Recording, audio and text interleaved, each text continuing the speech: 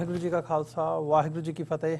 TV 84 ਦੇ ਸਾਰੇ ਦਰਸ਼ਕ ਤੇ ਸਰੋਤੇ ਜਿਹੜੇ ਇਸ ਵਕਤ ਸਾਡੇ ਨਾਲ ਨਾਰਥ ਅਮਰੀਕਾ ਦੇ ਵਿੱਚੋਂ ਜੁੜੇ ਹੋਏ ਆ, ਮੈਂ ਅਮਰਵੀਰ ਸਿੰਘ ਆਪ ਸਭ ਦਾ ਅੱਜ ਇਸ ਗੁਫ਼ਤਗੂ ਪ੍ਰੋਗਰਾਮ ਦੇ ਵਿੱਚ ਤਹਿ ਦਿਲੋਂ ਸਵਾਗਤ ਕਰਦਾ।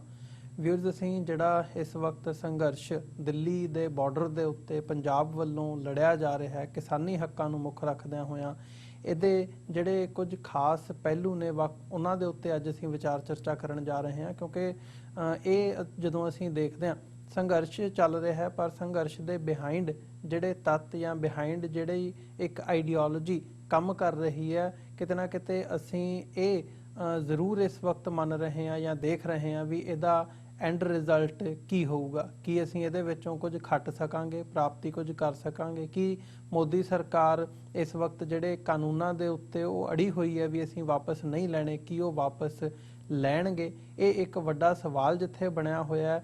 ਗੱਲ ਸੰਘਰਸ਼ ਜਾ ਕਿੱਧਰ ਨੂੰ ਰਿਹਾ, ਜਿੱਥੇ ਇਹ ਇੱਕ ਸਵਾਲ ਹੈ, ਇਹ ਵੀ ਇੱਕ ਦੇਖਣ ਵਾਲੀ ਗੱਲ ਹੈ ਵੀ ਕਿਵੇਂ ਇਹ ਸਾਰੇ ਸੰਘਰਸ਼ ਨੇ ਪੰਜਾਬ ਨੂੰ, ਸਿੱਖਾਂ ਦੀ ਜਿਹੜੀ ਸੈਲਫ ਕੌਨਸ਼ੀਅੰਸ ਹੈ ਉਹਨੂੰ ਕਿਵੇਂ ਝੰਜੋੜਿਆ, ਕਿਵੇਂ ਜਿਹੜੇ ਮਤਭੇਦ ਲੋਕਾਂ ਦੇ ਵਿੱਚ ਵੱਖ-ਵੱਖ ਕਿਸਮਾਂ ਨੂੰ ਲੈ ਕੇ, ਪੋਲੀਟੀਕਲ ਬਿਲੀਫਸ ਨੂੰ ਲੈ ਕੇ, ਵੱਖ-ਵੱਖ ਧਰਮਾਂ ਨੂੰ ਲੈ ਕੇ ਜਾਂ ਆਈਡੀਓਲੋਜੀਜ਼ ਨੂੰ ਲੈ ਕੇ ਸਨ, ਉਹ ਕਿਵੇਂ ਇਹਨਾਂ ਵਖਰੇਵਿਆਂ ਤੋਂ ਉੱਪਰ ਉੱਠ ਕੇ ਇੱਕ ਜਿਹੜੀ ਸੈਲਫ ਕੌਨਸ਼ੀਅੰਸ ਨੂੰ ਜਾਂ ਕਲੈਕਟਿਵ ਕੌਨਸ਼ੀਅੰਸ ਅਸੀਂ ਕਮਿਊਨਿਟੀ ਦੀ ਕਹੀਏ, ਉਸ ਦੇ ਤਹਿਤ ਇਕੱਠੇ ਹੋ ਗਏ ਆ। ਸੋ ਪ੍ਰਾਪਤੀਆਂ ਵੀ ਇਸ ਸੰਘਰਸ਼ ਦੇ ਵਿੱਚੋਂ ਬੜੇ ਵੱਡੇ ਲੈਵਲ ਦੇ ਉੱਤੇ ਹੋਈਆਂ ਨੇ। ਸੋ ਵੱਖ-ਵੱਖ ਜਿਹੜੇ ਨੁਕਤੇ ਨੇ ਉਹਨਾਂ ਦੇ ਉੱਤੇ ਅਸੀਂ ਅੱਜ ਵਿਚਾਰ ਚਰਚਾ ਕਰਾਂਗੇ। ਇਸ ਸਾਰੀ ਗੱਲਬਾਤ ਦੇ ਲਈ ਸਾਡੇ ਨਾਲ ਸਿੰਘੂ ਬਾਰਡਰ ਦਿੱਲੀ ਤੋਂ ਇਸ ਵਕਤ ਸਰਦਾਰ ਪਰਮਜੀਤ ਸਿੰਘ ਇਸ ਵਕਤ ਸਾਡੇ ਨਾਲ ਜੁੜੇ ਹੋਏ ਨੇ। ਪੇਸ਼ੇ ਵਜੋਂ ਪੱਤਰਕਾਰੀ ਦੇ ਤੌਰ ਦੇ ਉੱਤੇ ਸਿੱਖ ਸਿਆਸਤ ਦੇ ਮੁੱਖ ਸੰਪਾਦਕ ਨੇ। ਜਿੱਥੇ ਖਬਰਾਂ ਤੇ ਗਹਿਰੀ ਪਕੜ ਰੱਖਦੇ ਆ, ਉੱਥੇ ਨਾਲ ਹੀ ਨਾਲ ਆਈਡੀਓਲੋਜੀਕਲੀ ਵੀ ਇਹ ਸਾਰੇ ਪਾਰਟ ਨੂੰ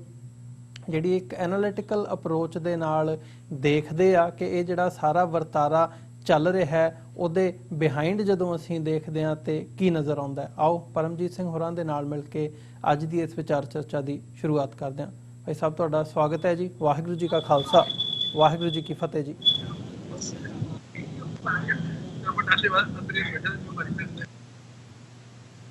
ਹੈਲੋ।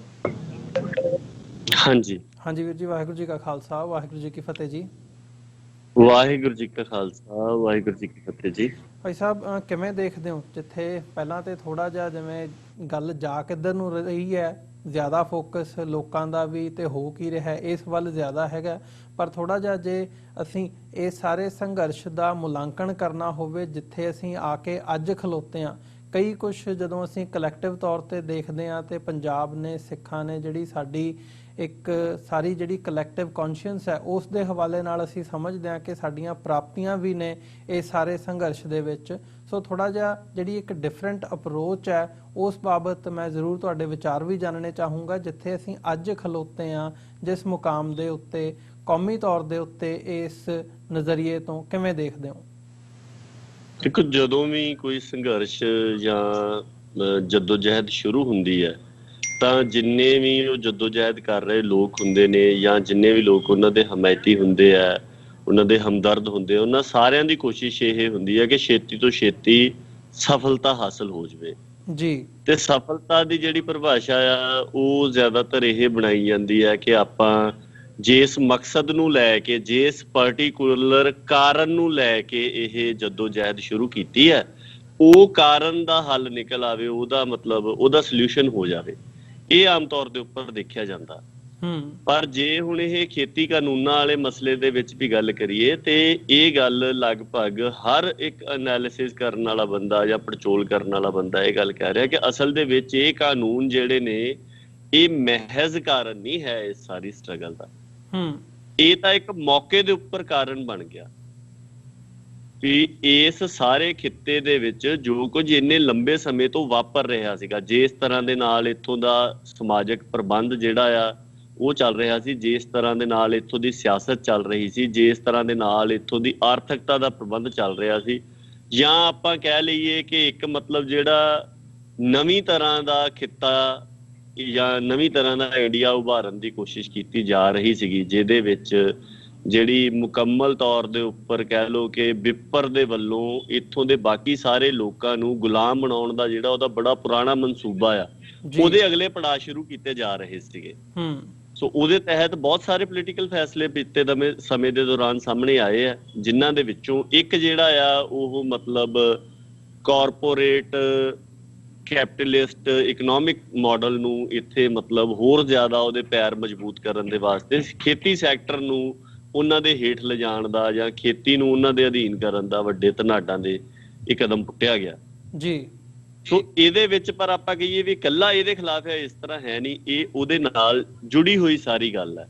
ਸੋ ਇਸੇ ਪੱਖ ਤੋਂ ਹੀ ਇਹਦੀਆਂ ਜਿਹੜੀਆਂ ਮਤਲਬ ਆਪਾਂ ਕਹੀਏ ਵੀ ਇਹਦੀਆਂ ਅਚੀਵਮੈਂਟਸ ਨੇ ਤੇ ਜਿਹੜਾ ਇਹ ਕਿੰਨੇ ਸਮੇਂ ਦੇ ਵਿੱਚ ਸਰ ਹੋਣਾ ਆ, ਜ਼ਿਆਦਾਤਰ ਦੋ ਇਹ ਸਵਾਲ ਬਣਦੇ ਆ ਜੀ ਉੱਥੋਂ ਘਰ ਘਾੜ ਛੱਡ ਕੇ ਦਿੱਲੀ ਆ ਕੇ ਬੈਠ ਕੇ ਕੁਛ ਇਸ ਤਰ੍ਹਾਂ ਦੀ ਵੀ ਸੋਚ ਆਉਂਦੀ ਆ ਵੀ ਕੀ ਬਣਿਆ, ਅਜੇ ਤਾਂ ਕੁਛ ਬਣਿਆ ਤੇ ਹੈ ਨਹੀਂ, ਸਰਕਾਰ ਤਾਂ ਮੰਨ ਨਹੀਂ ਰਹੀ, ਮਨ ਦੀ ਲੱਗ ਵੀ ਨਹੀਂ ਰਹੀ। ਤੇ ਕਿਉਂਕਿ ਉਹ ਸਾਰਾ ਉਸ ਅਪਰੋਚ ਦੇ ਵਿੱਚੋਂ ਨਿਕਲਦਾ ਆ ਕਿ ਜਿਸ ਫੌਰੀ ਕਾਰਨ ਦੇ ਕਰਕੇ ਗੱਲ ਸ਼ੁਰੂ ਹੋਈ ਹੈ ਉਹਦਾ ਛੇਤੀ ਤੋਂ ਛੇਤੀ ਹੱਲ ਹੋ ਜਾਵੇ। ਸੋ ਉਸ ਸੰਬੰਧ ਦੇ ਵਿੱਚ ਆਪਾਂ ਨੂੰ ਇਹ ਗੱਲ ਵਿਚਾਰ ਲੈਣੀ ਚਾਹੀਦੀ। ਪਹਿਲਾ ਨੁਕਤਾ ਜਿਹੜਾ ਉਹ ਇਹੀ ਬਣਦਾ ਆ ਕਿ ਪਹਿਲੀ ਗੱਲ ਤਾਂ ਇਹ ਕਿ ਇਹ ਫੌਰੀ ਕਾਰਨ ਮਹਿਜ਼ ਕਾਰਨ ਨਹੀਂ ਹੈ, ਇਹ ਤਾਂ ਇੱਕ ਟ੍ਰਿਗਰ ਪੁਆਇੰਟ ਆ ਜਿਹਦੇ ਕਰਕੇ ਗੱਲ ਜਿਹੜੀ ਆ ਉਹ ਛਿੜ ਪਈ। ਤੇ ਦੂਸਰੀ ਗੱਲ ਇਹ ਆ ਕਿ ਇਹਦਾ ਕੋਈ ਏਡਾ ਜ਼ਿਆਦਾ ਸੁਖਾਲਾ ਹੱਲ ਨਹੀਂ ਹੈਗਾ। ਜਿੰਨੇ ਵੀ ਵਿਚਾਰਵਾਨ ਨੇ ਜਾਂ ਆਪ ਵੀ ਜਦੋਂ ਵਿਚਾਰ ਕਰੀਦੀ ਆ, ਇਹਦੀ ਪੜਚੋਲ ਕਰੀਦੀ ਤੇ ਇਹੀ ਦੇਖੀਦਾ ਕਿ ਦੋਵਾਂ ਧਿਰਾਂ ਦੇ ਐਗਜ਼ਿਸਟੈਂਸ਼ੀਅਲ ਸਟੇਕਸ ਨੇ। ਮਤਲਬ ਜੇ ਪੰਜਾਬ ਦੇ ਲਈ ਹੋਣ ਦਾ ਮਸਲਾ ਆ ਤੇ ਉਹਨਾਂ ਬਰਾਬਰ ਦੇ ਉੱਪਰ ਹਕੂਮਤ ਦੇ ਲਈ ਵੀ ਹੋਣ ਦਾ ਮਸਲਾ ਆ ਜੀ। ਜਾਂ ਹਕੂਮਤ ਨਾ ਕਹੀਏ, ਆਪਾਂ ਇਹਨੂੰ ਵਿਰੋਧੀ ਕਹੀਏ, ਅੱਗੇ ਚੱਲ ਕੇ ਆਪਾਂ ਉਹਦੀ ਗੱਲ ਵੀ ਕਰਾਂਗੇ, ਕਿਉਂਕਿ ਜਿਹਦੇ ਨਾਲ ਮੁਕਾਬਲਾ ਆ ਉਹ ਸਿਰਫ ਕੋਈ ਕੱਲੀ ਮੋਦੀ ਹੋਣਾ ਦੀ ਗੱਲ ਨਹੀਂ ਹੈਗੀ, ਉਹ ਬੀਜੇਪੀ ਦੀ ਗੱਲ ਨਹੀਂ ਹੈਗੀ, ਜਾਂ ਉਹ ਇੰਡੀਅਨ ਗਵਰਨਮੈਂਟ ਦੀ ਗੱਲ ਨਹੀਂ ਹੈ, ਉਹ ਅੰਬਾਨੀ ਅਡਾਨੀ ਦੀ ਕੱਲੀ ਗੱਲ ਨਹੀਂ ਹੈਗੀ। ਸੋ ਉਹਦੀਆਂ ਵੱਖ-ਵੱਖ ਲੇਅਰਸ ਹੈਗੀਆਂ ਇਸ ਵਿਰੋਧੀ ਦੀਆਂ। ਸੋ ਦੋਵੇਂ ਗੱਲਾਂ ਨੂੰ ਹੀ ਧਿਆਨ ਦੇ ਵਿੱਚ ਰੱਖਣਾ ਚਾਹੀਦਾ ਕਿ ਇੱਕ ਤੇ ਜਿਹਦੇ ਨਾਲ ਟੱਕਰਾ ਆ ਉਹ ਬਹੁਪਰਤੀ ਹੈ, ਬਹੁਪਰਤੀ ਹੋਣ ਦੇ ਨਾਲ ਨਾਲ ਉਹਦੀ ਵੀ ਹੋਣ ਦਾ ਸਵਾਲ ਜਿਹੜਾ ਆ ਉਹ ਬਣਿਆ ਹੋਇਆ। ਦੂਜਾ ਜਿਹੜੀ ਮਸਲੇ ਦੀ ਗੱਲ ਆ ਉਹ ਮਹਿਜ਼ ਜਿਹੜੀ ਆ ਉਹ ਖੇਤੀ ਬਿੱਲਾਂ ਤੱਕ ਸੀਮਤ ਨਹੀਂ ਹੈਗੀ। ਖੇਤੀ ਬਿੱਲ ਆਪਣੇ ਆਪ 'ਚ ਕਿਸੇ ਖਿਲਾਫ ਚੋਂ ਨਹੀਂ ਆਏ ਹੋਏ, ਇਹਨਾਂ ਦੀ ਤਾਰ ਵੀ ਜਿਹੜੀ ਆ ਉਹ ਬਹੁਤ ਡੂੰਘੇ ਰੂਪ ਦੇ ਵਿੱਚ ਨਿਊ ਗਲੋਬਲ ਆਰਡਰ ਜਿਹੜਾ ਲਿਆਉਣ ਦੀ ਕੋਸ਼ਿਸ਼ ਕੀਤੀ ਜਾ ਰਹੀ ਉਹਦੇ ਨਾਲ ਜੁੜੀ ਹੋਈ ਹੈ। ਸੋ ਜਦੋਂ ਆਪਾਂ ਇਸ ਨਜ਼ਰੀਏ ਤੋਂ ਇਹਨੂੰ ਦੇਖਦੇ ਆ ਫਿਰ ਗੱਲ ਸਮਝ ਆਉਂਦੀ ਆ ਵੀ ਇਹਦਾ ਨਾ ਤਾਂ ਕੋਈ ਛੇਤੀ ਹੱਲ ਨਿਕਲਣਾ ਆ ਤੇ ਨਾ ਮਹਿਜ਼ ਫੌਰੀ ਕਾਰਨ ਹੱਲ ਕਰਕੇ ਇਹ ਮਸਲਾ ਹੱਲ ਹੋ ਜਾਣਾ। ਅਗਲਾ ਦੌਰ ਜਿਹੜਾ ਆ ਉਹ ਸਟਰਗਲ ਦਾ ਹੀ ਸਮਝਣ ਦੇ ਵਿੱਚ ਸਾਹਮਣੇ ਆਉਂਦਾ। ਦੂਸਰੀ ਗੱਲ ਤੁਸੀਂ ਕੀਤੀ ਸੀਗੀ ਕਿ ਖਾਸੀਅਤ ਇਹਦੀ ਕੀ ਬਣਦੀ ਹੈ ਨਾ, ਉਹਦੇ 'ਚ ਦੇਖੋ ਇੱਕ ਤਾਂ ਇਹ ਮੰਨਣਾ ਚਾਹੀਦਾ ਕਿ ਆਪਾਂ ਹੁਣ ਉਸ ਦੌਰ ਦੇ ਵਿੱਚੋਂ ਲੰਘ ਰਹੇ ਹਾਂ ਜਦੋਂ ਇਤਿਹਾਸ ਸਿਰਜਿਆ ਜਾ ਰਿਹਾ ਜੀ, ਉਹ ਹਿਸਟਰੀ ਸਿਰਜੀ ਜਾ ਰਹੀ ਆ ਜਿਹੜੀ ਆਉਣ ਵਾਲੀਆਂ ਪੀੜ੍ਹੀਆਂ ਨੇ ਪੜ੍ਹਿਆ ਸੁਣਿਆ ਕਰਨੀ ਹੈ ਤੇ ਜਿਹਦੇ ਤੋਂ ਪ੍ਰੇਰਨਾ ਲਿਆ ਕਰਨੀ ਹੈ। ਵੀ ਇਹਦੇ ਵਿੱਚ ਕਾਫੀ ਕੁਛ ਪੋਜ਼ਿਟਿਵ ਜਿਹੜਾ ਉਹ ਵਾਪਰਿਆ। ਆਮ ਤੌਰ ਦੇ ਉੱਪਰ ਆਪਾਂ ਇਹ ਕਹਿੰਦੇ ਸੀਗੇ ਵੀ ਸਾਡੀ ਸਰਬੱਤ ਦੇ ਭਲੇ ਦਾ ਸਾਡਾ ਵਿਚਾਰ ਹੈ, ਸਾਡਾ ਆਸ਼ਾ ਜਿਹੜਾ ਆ ਗੁਰਮਤ ਦਾ ਉਹ ਸਰਬੱਤ ਦੇ ਭਲੇ ਦਾ ਆ, ਸਾਡਾ ਆਈਡੀਆ ਸਰਬੱਤ ਦੇ ਭਲੇ ਦਾ ਆ। ਤੇ ਦੂਸਰੀ ਗੱਲ ਇਹ ਆ ਕਿ ਸਾਡੇ ਕੋਲ ਇਤਿਹਾਸ ਆ, ਸਾਡੇ ਕੋਲ ਹਿਸਟਰੀ ਹੈ ਕਿ ਅਸੀਂ ਇਸ ਖਿੱਤੇ ਦੇ ਜਿਹੜੇ ਨਿਮਾਣੇ ਨਤਾਣੇ ਲੋਕ ਆ ਉਹਨਾਂ ਦੀ ਧਿਰ ਬਣ ਕੇ ਜ਼ਾਬਰ ਨੂੰ ਟੱਕਰ ਦੇ ਸਕਦੇ ਆ ਜੀ। ਬਹੁਤੇ ਬੰਦਿਆਂ ਨੂੰ ਇਹ ਗੱਲ ਲੱਗਦੀ ਸੀਗੀ ਕਿ ਇਹ ਥਿਓਰੈਟੀਕਲ ਗੱਲਾਂ ਨੇ ਵੀ ਕਿ ਏਦਾਂ ਮਤਲਬ ਸਰਬੱਤ ਦੇ ਭਲੇ ਕਰਕੇ ਲੋਕੀ ਆਪਦੇ ਬਾਕੀ ਮੁਫਾਦ ਛੱਡ ਕੇ ਤੁਹਾਨੂੰ ਕਿਸ ਤਰ੍ਹਾਂ ਕਰ ਲੈਣਗੇ। ਠੀਕ ਆ, ਕਿਸੇ ਸਮੇਂ ਸਿੱਖਾਂ ਨੇ ਹਿਸਟਰੀ ਦੇ ਵਿੱਚ ਇਸ ਖਿੱਤੇ ਦੇ ਵਿੱਚ ਸਰਬੱਤ ਦੇ ਭਲੇ ਦੇ ਨੂੰ ਲਾਗੂ ਕਰਨ ਦੇ ਵਾਸਤੇ ਲੀਡ ਕੀਤਾ, ਨਿਮਾਣੀਆਂ ਨਤਾਣੀਆਂ ਧਿਰਾਂ ਦਾ ਸਾਥ ਵੀ ਮਿਲਿਆ। ਪਰ ਹੁਣ ਤਾਂ ਮਤਲਬ ਸਮਾਂ ਬਹੁਤ ਬਦਲ ਗਿਆ, ਹੁਣ ਕਿੱਦਾਂ ਹੋ ਜਾਊਗਾ। ਤੁਸੀਂ ਦੇਖੋਗੇ ਇਹ ਗੱਲ ਰੀਸਟੈਬਲਿਸ਼ ਹੋਈ ਇਸ ਸਟਰਗਲ ਦੇ ਨਾਲ ਜੀ। ਬਿਲਕੁਲ ਇਸ ਸੰਘਰਸ਼ ਦੇ ਵਿੱਚ ਜਿੰਨੀ ਵੱਡੀ ਪੱਧਰ ਦੇ ਉੱਪਰ ਬਾਕੀ ਖੇਤਰਾਂ ਦੇ ਜਿਹੜੇ ਸੰਘਰਸ਼ੀ ਲੋਕ ਆ ਉਹਨਾਂ ਦਾ ਤਾਂ ਸਿੱਧਾ ਸਾਥ ਮਿਲ ਰਿਹਾ, ਜਿੰਨੇ ਆਪਣੇ ਲਾਗੇ ਨੇ ਉਹਨਾਂ ਦਾ ਮਿਲ ਰਿਹਾ। ਅਜੇਪਾਲ ਸਿੰਘ ਬਰਾੜ ਹੋਣੀ ਪਿਛਲੇ ਦਿਨੀ ਤਾਮਿਲਨਾਡੂ ਜਾ ਕੇ ਆਏ, ਉਹ ਕਹਿੰਦੇ ਵੀ ਮਤਲਬ ਉਹਨਾਂ ਦੇ ਜਿਹੜੀ ਸੰਘਰਸ਼ੀਲ ਧਿਰ ਆ ਉਹਨਾਂ ਦੀ ਮਤਲਬ ਕਹਿ ਲਓ ਕਿ ਜਿਹੜੀ ਚਾਹੁੰਦੀ ਆ ਕਿ ਤਾਮਿਲ ਲੋਕਾਂ ਦਾ ਜਿਹੜਾ ਆਪਦਾ ਰਾਜ ਹੋਣਾ ਚਾਹੀਦਾ ਜਾਂ ਖੁਦ ਮੁਖਤਿਆਰੀ ਹੋਣੀ ਚਾਹੀਦੀ ਹੈ। ਵੀ ਉਹਨਾਂ ਦੇ ਬਹੁਤ ਵੱਡਾ ਇਕੱਠ ਸੀਗਾ ਤੇ ਜਦੋਂ ਸਮਾਪਤੀ ਹੋਈ ਉਹਨਾਂ ਸਾਰਿਆਂ ਨੇ ਆ ਕੇ ਕਿਹਾ ਵੀ ਇਸ ਸਮੇਂ ਤੇ ਮਤਲਬ ਇਹ ਸਥਿਤੀ ਬਣੀ ਹੋਈ ਵੀ ਸਾਊਥ ਏਸ਼ੀਆ ਦੇ ਵਿੱਚ ਜਿੰਨੀਆਂ ਵੀ ਸਟਰਗਲਿੰਗ ਧਿਰਾਂ ਹੈਗੀਆਂ ਨੇ ਵੀ ਉਹਨਾਂ ਨੂੰ ਸਿੱਖ ਲੀਡ ਕਰ ਰਹੇ ਆ। ਤੇ ਉਹ ਮਤਲਬ ਕਿਉਂਕਿ ਉਹ ਵੀ ਆਪਣੇ ਆਪ ਨੂੰ ਇੱਕ ਜੁਝਾਰੂ ਲੋਕ ਮੰਨਦੇ ਆ ਉਹਨਾਂ ਦਾ ਇਹ ਸੀਗਾ ਵੀ ਅਸਲ ਦੇ ਵਿੱਚ ਸਾਨੂੰ ਵੀ ਮਤਲਬ ਇਸ ਪੋਜੀਸ਼ਨ 'ਚ ਹੋਣਾ ਚਾਹੀਦਾ ਸੀਗਾ ਜੀ। ਵੀ ਇਹ ਗੱਲ ਜਿਹੜੀ ਆ, ਇਹ ਮੈਂ ਨੁਕਤਾ ਜੇਕਰ ਦੁਹਰਾਵਾਂ ਵੀ ਇੱਕ ਤਾਂ ਗੁਰਮਤ ਦੇ ਸਰਬੱਤ ਦੇ ਭਲੇ ਦਾ ਜਿਹੜਾ ਆਸ਼ਾ ਆ, ਉਹ ਸਾਰੇ ਲੋਕ ਇੱਥੋਂ ਦੇ ਜਿਹੜੇ ਸਟਰਗਲ ਵਾਲੇ ਨੇ, ਜਿਹੜੇ ਨਿਮਾਣੇ ਨਿਤਾਣੇ ਨੇ, ਉਹਨਾਂ ਦੇ ਵਿੱਚ ਉਹ ਗੱਲ ਇਸਟੈਬਲਿਸ਼ ਹੋਈ ਹੈ। ਦੂਸਰੀ ਗੱਲ ਜਿਹੜੀ ਕਿ ਜਿਹੜਾ ਇੱਕ ਪੰਜਾਬ ਦਾ ਜਾਂ ਸਿੱਖਾਂ ਦਾ ਰੋਲ ਰਿਹਾ ਆ ਇਸ ਮਤਲਬ ਨਿਮਾਣਿਆਂ ਨਿਤਾਣਿਆਂ ਦੀ ਜਾਂ ਸੰਘਰਸ਼ੀ ਲੋਕਾਂ ਦੀ ਜਿਹੜੀ ਇੱਕ ਸਾਂਝੀ ਧਿਰ ਬਣਦੀ ਹੈ, ਉਹਦਾ ਹਿਰਾਵਲ ਦਸਤਾ ਬਣਨ ਦਾ, ਉਹਦਾ ਫਰੰਟੀਅਰ ਗਾਰਡ ਬਣਨ ਦਾ, ਉਹ ਵੀ ਗੱਲ ਜਿਹੜੀ ਆ ਉਹ ਇਹਦੇ ਵਿੱਚੋਂ ਦੀ ਉੱਭਰ ਕੇ ਸਾਹਮਣੇ ਆਈ ਹੈ। ਹੋਰ ਵੀ ਬਹੁਤ ਸਾਰੀਆਂ ਗੱਲਾਂ ਹੈਗੀਆਂ ਨੇ, ਮਤਲਬ ਇਹ ਨੁਕਤੇ ਜਿਹੜੇ ਆ ਇਹ ਬੜੇ ਅਹਿਮ ਨੇ। ਔਰ ਖਾਸ ਤੌਰ ਦੇ ਉੱਪਰ ਜਿਸ ਤਰ੍ਹਾਂ ਆਪਾਂ ਪਹਿਲਾਂ ਵਿਚਾਰ ਕੀਤੀ ਹੈ ਕਿ ਜਿੱਥੇ ਵਿਰੋਧੀ ਜਿਹੜਾ ਆ ਉਹ ਮਤਲਬ ਬਹੁਪਰਤੀ ਹੈ, ਜਿਹਦੀ ਆਪਣੇ ਆਪ ਦੇ ਵਿੱਚ ਐਨਾਲਿਸਿਸ ਹੋਣੀ ਚਾਹੀਦੀ ਆ, ਮੁੱਦਾ ਸਿਰਫ ਬਿੱਲਾਂ ਤੱਕ ਸੀਮਤ ਨਹੀਂਗਾ, ਉਹਦਾ ਆਪਣੇ ਆਪ ਦੇ ਵਿੱਚ ਐਨਾਲਿਸਿਸ ਹੋਣਾ ਚਾਹੀਦਾ, ਤੇ ਜਿਹਦੇ ਵਿੱਚੋਂ ਆਪਾਂ ਨੂੰ ਇਹ ਲੱਗਦਾ ਕਿ ਕੰਮ ਲੰਬਾ ਚੱਲਣਾ ਆ, ਉਹਦੇ ਵਿੱਚ ਇਸ ਗੱਲ ਦਾ ਬਹੁਤ ਜ਼ਿਆਦਾ ਮਹੱਤਵ ਆ ਕਿ ਹੁਣ ਸਿੱਖਾਂ ਦਾ ਪੰਜਾਬ ਦਾ ਰੋਲ ਕੀ ਬਣਦਾ ਆ। ਤੋ ਇਸ ਪੱਖ ਤੋਂ ਮੈਨੂੰ ਲੱਗਦਾ ਵੀ ਗੱਲਬਾਤ ਹੋਰ ਖੁੱਲਣੀ ਚਾਹੀਦੀ। ਨਹੀਂ, ਬਿਲਕੁਲ, ਇਹ ਬੜਾ ਹੀ ਇੱਕ ਇੰਪੋਰਟੈਂਟ ਨਜ਼ਰੀਆ ਜਦੋਂ ਅਸੀਂ ਇਹਨੂੰ ਇਸ ਪੱਖ ਤੋਂ ਦੇਖਦੇ ਹਾਂ ਵੀ ਠੀਕ ਹੈ, ਇਸ ਵਕਤ ਜੋ ਗਰਾਊਂਡ ਤੇ ਚੱਲ ਰਿਹਾ ਹੈ, ਬਿੱਲ ਮੂਹਰੇ ਨੇ, ਉਹਨਾਂ ਨੂੰ ਰੱਦ ਕਰਾਉਣ ਦੀ ਗੱਲ ਮੂਹਰੇ ਹੈ ਤੇ ਉਸੇ ਨੂੰ ਮੁੱਖ ਰੱਖ ਕੇ ਜਿਹੜੀ ਸਟਰਗਲ ਹੈ ਲੜੀ ਜਾ ਰਹੀ ਹੈ। ਪਰ ਜੇ ਪਿਛਲੇ ਸਾਰੇ ਸਮੇਂ ਤੋਂ ਮੋਦੀ ਸਰਕਾਰ ਦੇ ਰਵੱਈਏ ਦਾ, ਉਹਨਾਂ ਦੇ ਨਜ਼ਰੀਏ ਦਾ, ਜਾਂ ਜਿਸ ਹਿਸਾਬ ਨਾਲ ਉਹ ਆਪਣਾ ਏਜੰਡਾ ਲਾਗੂ ਕਰ ਰਹੇ ਆ, ਉਹਨਾਂ ਦੀ ਚਾਲ ਤੇ ਰਫ਼ਤਾਰ ਦੇਖੀ ਜਾਵੇ, ਜਿਸ ਹਿਸਾਬ ਨਾਲ ਉਹ ਵੱਧ ਰਹੇ ਸੀ, ਉਹਨੂੰ ਇੱਕ ਸੀਰੀਅਸ ਥ੍ਰੈਟ ਜਾਂ ਇੱਕ ਸੀਰੀਅਸ ਚੈਲੰਜ ਇਸ ਵਕਤ ਪੰਜਾਬ ਦੇ ਵਿੱਚੋਂ ਇਹ ਸਾਰੇ ਸੰਘਰਸ਼ ਦੇ ਨਾਲ ਉੱਭਰ ਕੇ ਸਾਹਮਣੇ ਖਲੋਤਾ। ਤੇ ਹੁਣ ਹੌਲੀ ਹੌਲੀ ਇਸ ਸਾਰੇ ਪਾਰਟ ਨੂੰ ਜਿਹੜੀ ਹਮਾਇਤ ਹੈ ਉਹ ਭਾਰਤ ਦੇ ਬਾਕੀ ਸੂਬਿਆਂ ਦੇ ਵਿੱਚੋਂ ਵੀ ਹਾਸਲ ਹੋ ਰਹੀ ਹੈ। ਇਹੀ ਗੱਲ ਮੈਂ ਸਮਝਦਾ ਕਿਤੇ ਨਾ ਕਿਤੇ ਜਿਹੜੀ ਕੇਂਦਰ ਦੀ ਸਰਕਾਰ ਹੈ ਉਹਨੂੰ ਇਸ ਗੱਲ ਤੋਂ ਕਿਤੇ ਨਾ ਕਿਤੇ ਡਰ ਵੀ ਨਜ਼ਰ ਆਉਂਦਾ ਵੀ ਇਹ ਜਿਹੜਾ ਸਾਰਾ ਵਰਤਾਰਾ ਚੱਲ ਰਿਹਾ ਹੈ, ਜੇ ਅਸੀਂ ਕਾਨੂੰਨ ਵਾਪਸ ਲੈਣ ਵੱਲ ਵੱਧਦੇ ਹਾਂ ਜਾਂ ਅਸੀਂ ਕਦਮ ਪਿੱਛੇ ਪੁੱਟਦੇ ਹਾਂ, ਪਿੱਛੇ ਨੂੰ ਰੱਖਦੇ ਹਾਂ, ਤੇ ਉਹਦੇ ਨਾਲ ਜਿਹੜਾ ਨੁਕਸਾਨ ਹੈ ਉਹ ਇਸੇ ਨਜ਼ਰੀਏ ਤੋਂ ਉਹਨਾਂ ਨੂੰ ਦਿਖ ਰਿਹਾ ਵੀ ਇਹ ਗੱਲ ਬਿਲਾਂ ਤੋਂ ਵੱਧ ਕੇ ਇਹਦੇ ਜਿਹੜੇ ਪ੍ਰਭਾਵ ਨੇ ਜਾਂ ਜਿਹੜੇ ਨਤੀਜੇ ਨੇ ਉਹ ਬਹੁਤ ਦੂਰਗਾਮੀ ਹੋਣਗੇ। ਸੋ ਜੇ ਉਸ ਨਜ਼ਰੀਏ ਤੋਂ ਦੇਖਣਾ ਹੋਵੇ, ਉਹਦੀ ਵਾਇਬਿਲਿਟੀ ਕੀ ਦੇਖਦੇ ਹੋ?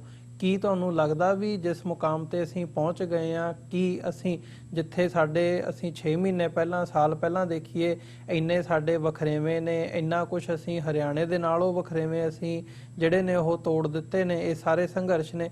ਸੋ ਉਹਨਾਂ ਨੂੰ ਜਦੋਂ ਅਸੀਂ ਓਵਰਕਮ ਕਰਕੇ ਦੇਖਦੇ ਹਾਂ, ਕੀ ਅਸੀਂ ਉਸ ਸਥਿਤੀ ਦੇ ਵਿੱਚ ਪਹੁੰਚ ਗਏ ਹਾਂ ਜਿੱਥੇ ਅਸੀਂ ਇਹਨੂੰ ਲੀਡ ਵੀ ਕਰ ਸਕੀਏ, ਇਹ ਸਾਰੀ ਸਟਰਗਲ ਨੂੰ ਉਸ ਹਕੂਮਤ ਦੇ ਖਿਲਾਫ ਜਿਹਦੀਆਂ ਨੀਤੀਆਂ ਅਸੀਂ ਪਿਛਲੇ ਸਮੇਂ 'ਚ ਡਿਸਕਸ ਕੀਤੀਆਂ ਨੇ, ਤੇ ਨਾਲ ਹੀ ਨਾਲ ਬਾਕੀਆਂ ਨੂੰ ਅਸੀਂ ਨਾਲ ਉਸ ਕਲਾਵੇ ਦੇ ਵਿੱਚ ਜਾਂ ਉਸ ਸਾਰੀ ਸਟਰਗਲ ਦਾ ਪਾਰਟ ਬਣਾ ਸਕੀਏ? ਦੇਖੋ, ਇਹ ਜਿਹੜੀ ਗੱਲ ਹੈ ਇਹ ਆਪਣੇ ਪਹਿਲੇ ਨੁਕਤੇ ਦੇ ਨਾਲ ਹੀ ਜਾ ਕੇ ਜੁੜ ਜਾਂਦੀ ਹੈ ਕਿ ਤੁਹਾਡਾ ਮੁਕਾਬਲਾ ਕਿਹਦੇ ਨਾਲ ਆ ਤੇ ਤੁਹਾਡਾ ਮਸਲਾ ਕੀ ਹੈ। ਸੋ ਜੇਕਰ ਆਪਾਂ ਦੇਖੀਏ ਕਿ ਇਹ, ਜਿੱਦਾਂ ਮੈਂ ਪਹਿਲਾਂ ਵੀ ਕਿਹਾ ਵੀ ਇਹ ਸਿਰਫ ਇਸ ਸਰਕਾਰ ਦਾ ਜਾਂ ਇੰਡੀਅਨ ਸਟੇਟ ਦਾ ਮਸਲਾ ਨਹੀਂ ਹੈਗਾ, ਜੋ ਆਪਾਂ ਵਿਚਾਰ ਕਰਦੇ ਉਹਦੇ 'ਚ ਇਹ ਗੱਲ ਆਉਂਦੀ ਕਿ 4 ਮੁੱਖ ਪਰਤਾਂ ਜਿਹੜੀਆਂ ਆ ਉਹ ਵਿਰੋਧੀ ਦੀਆਂ ਬਣਦੀਆਂ ਨੇ।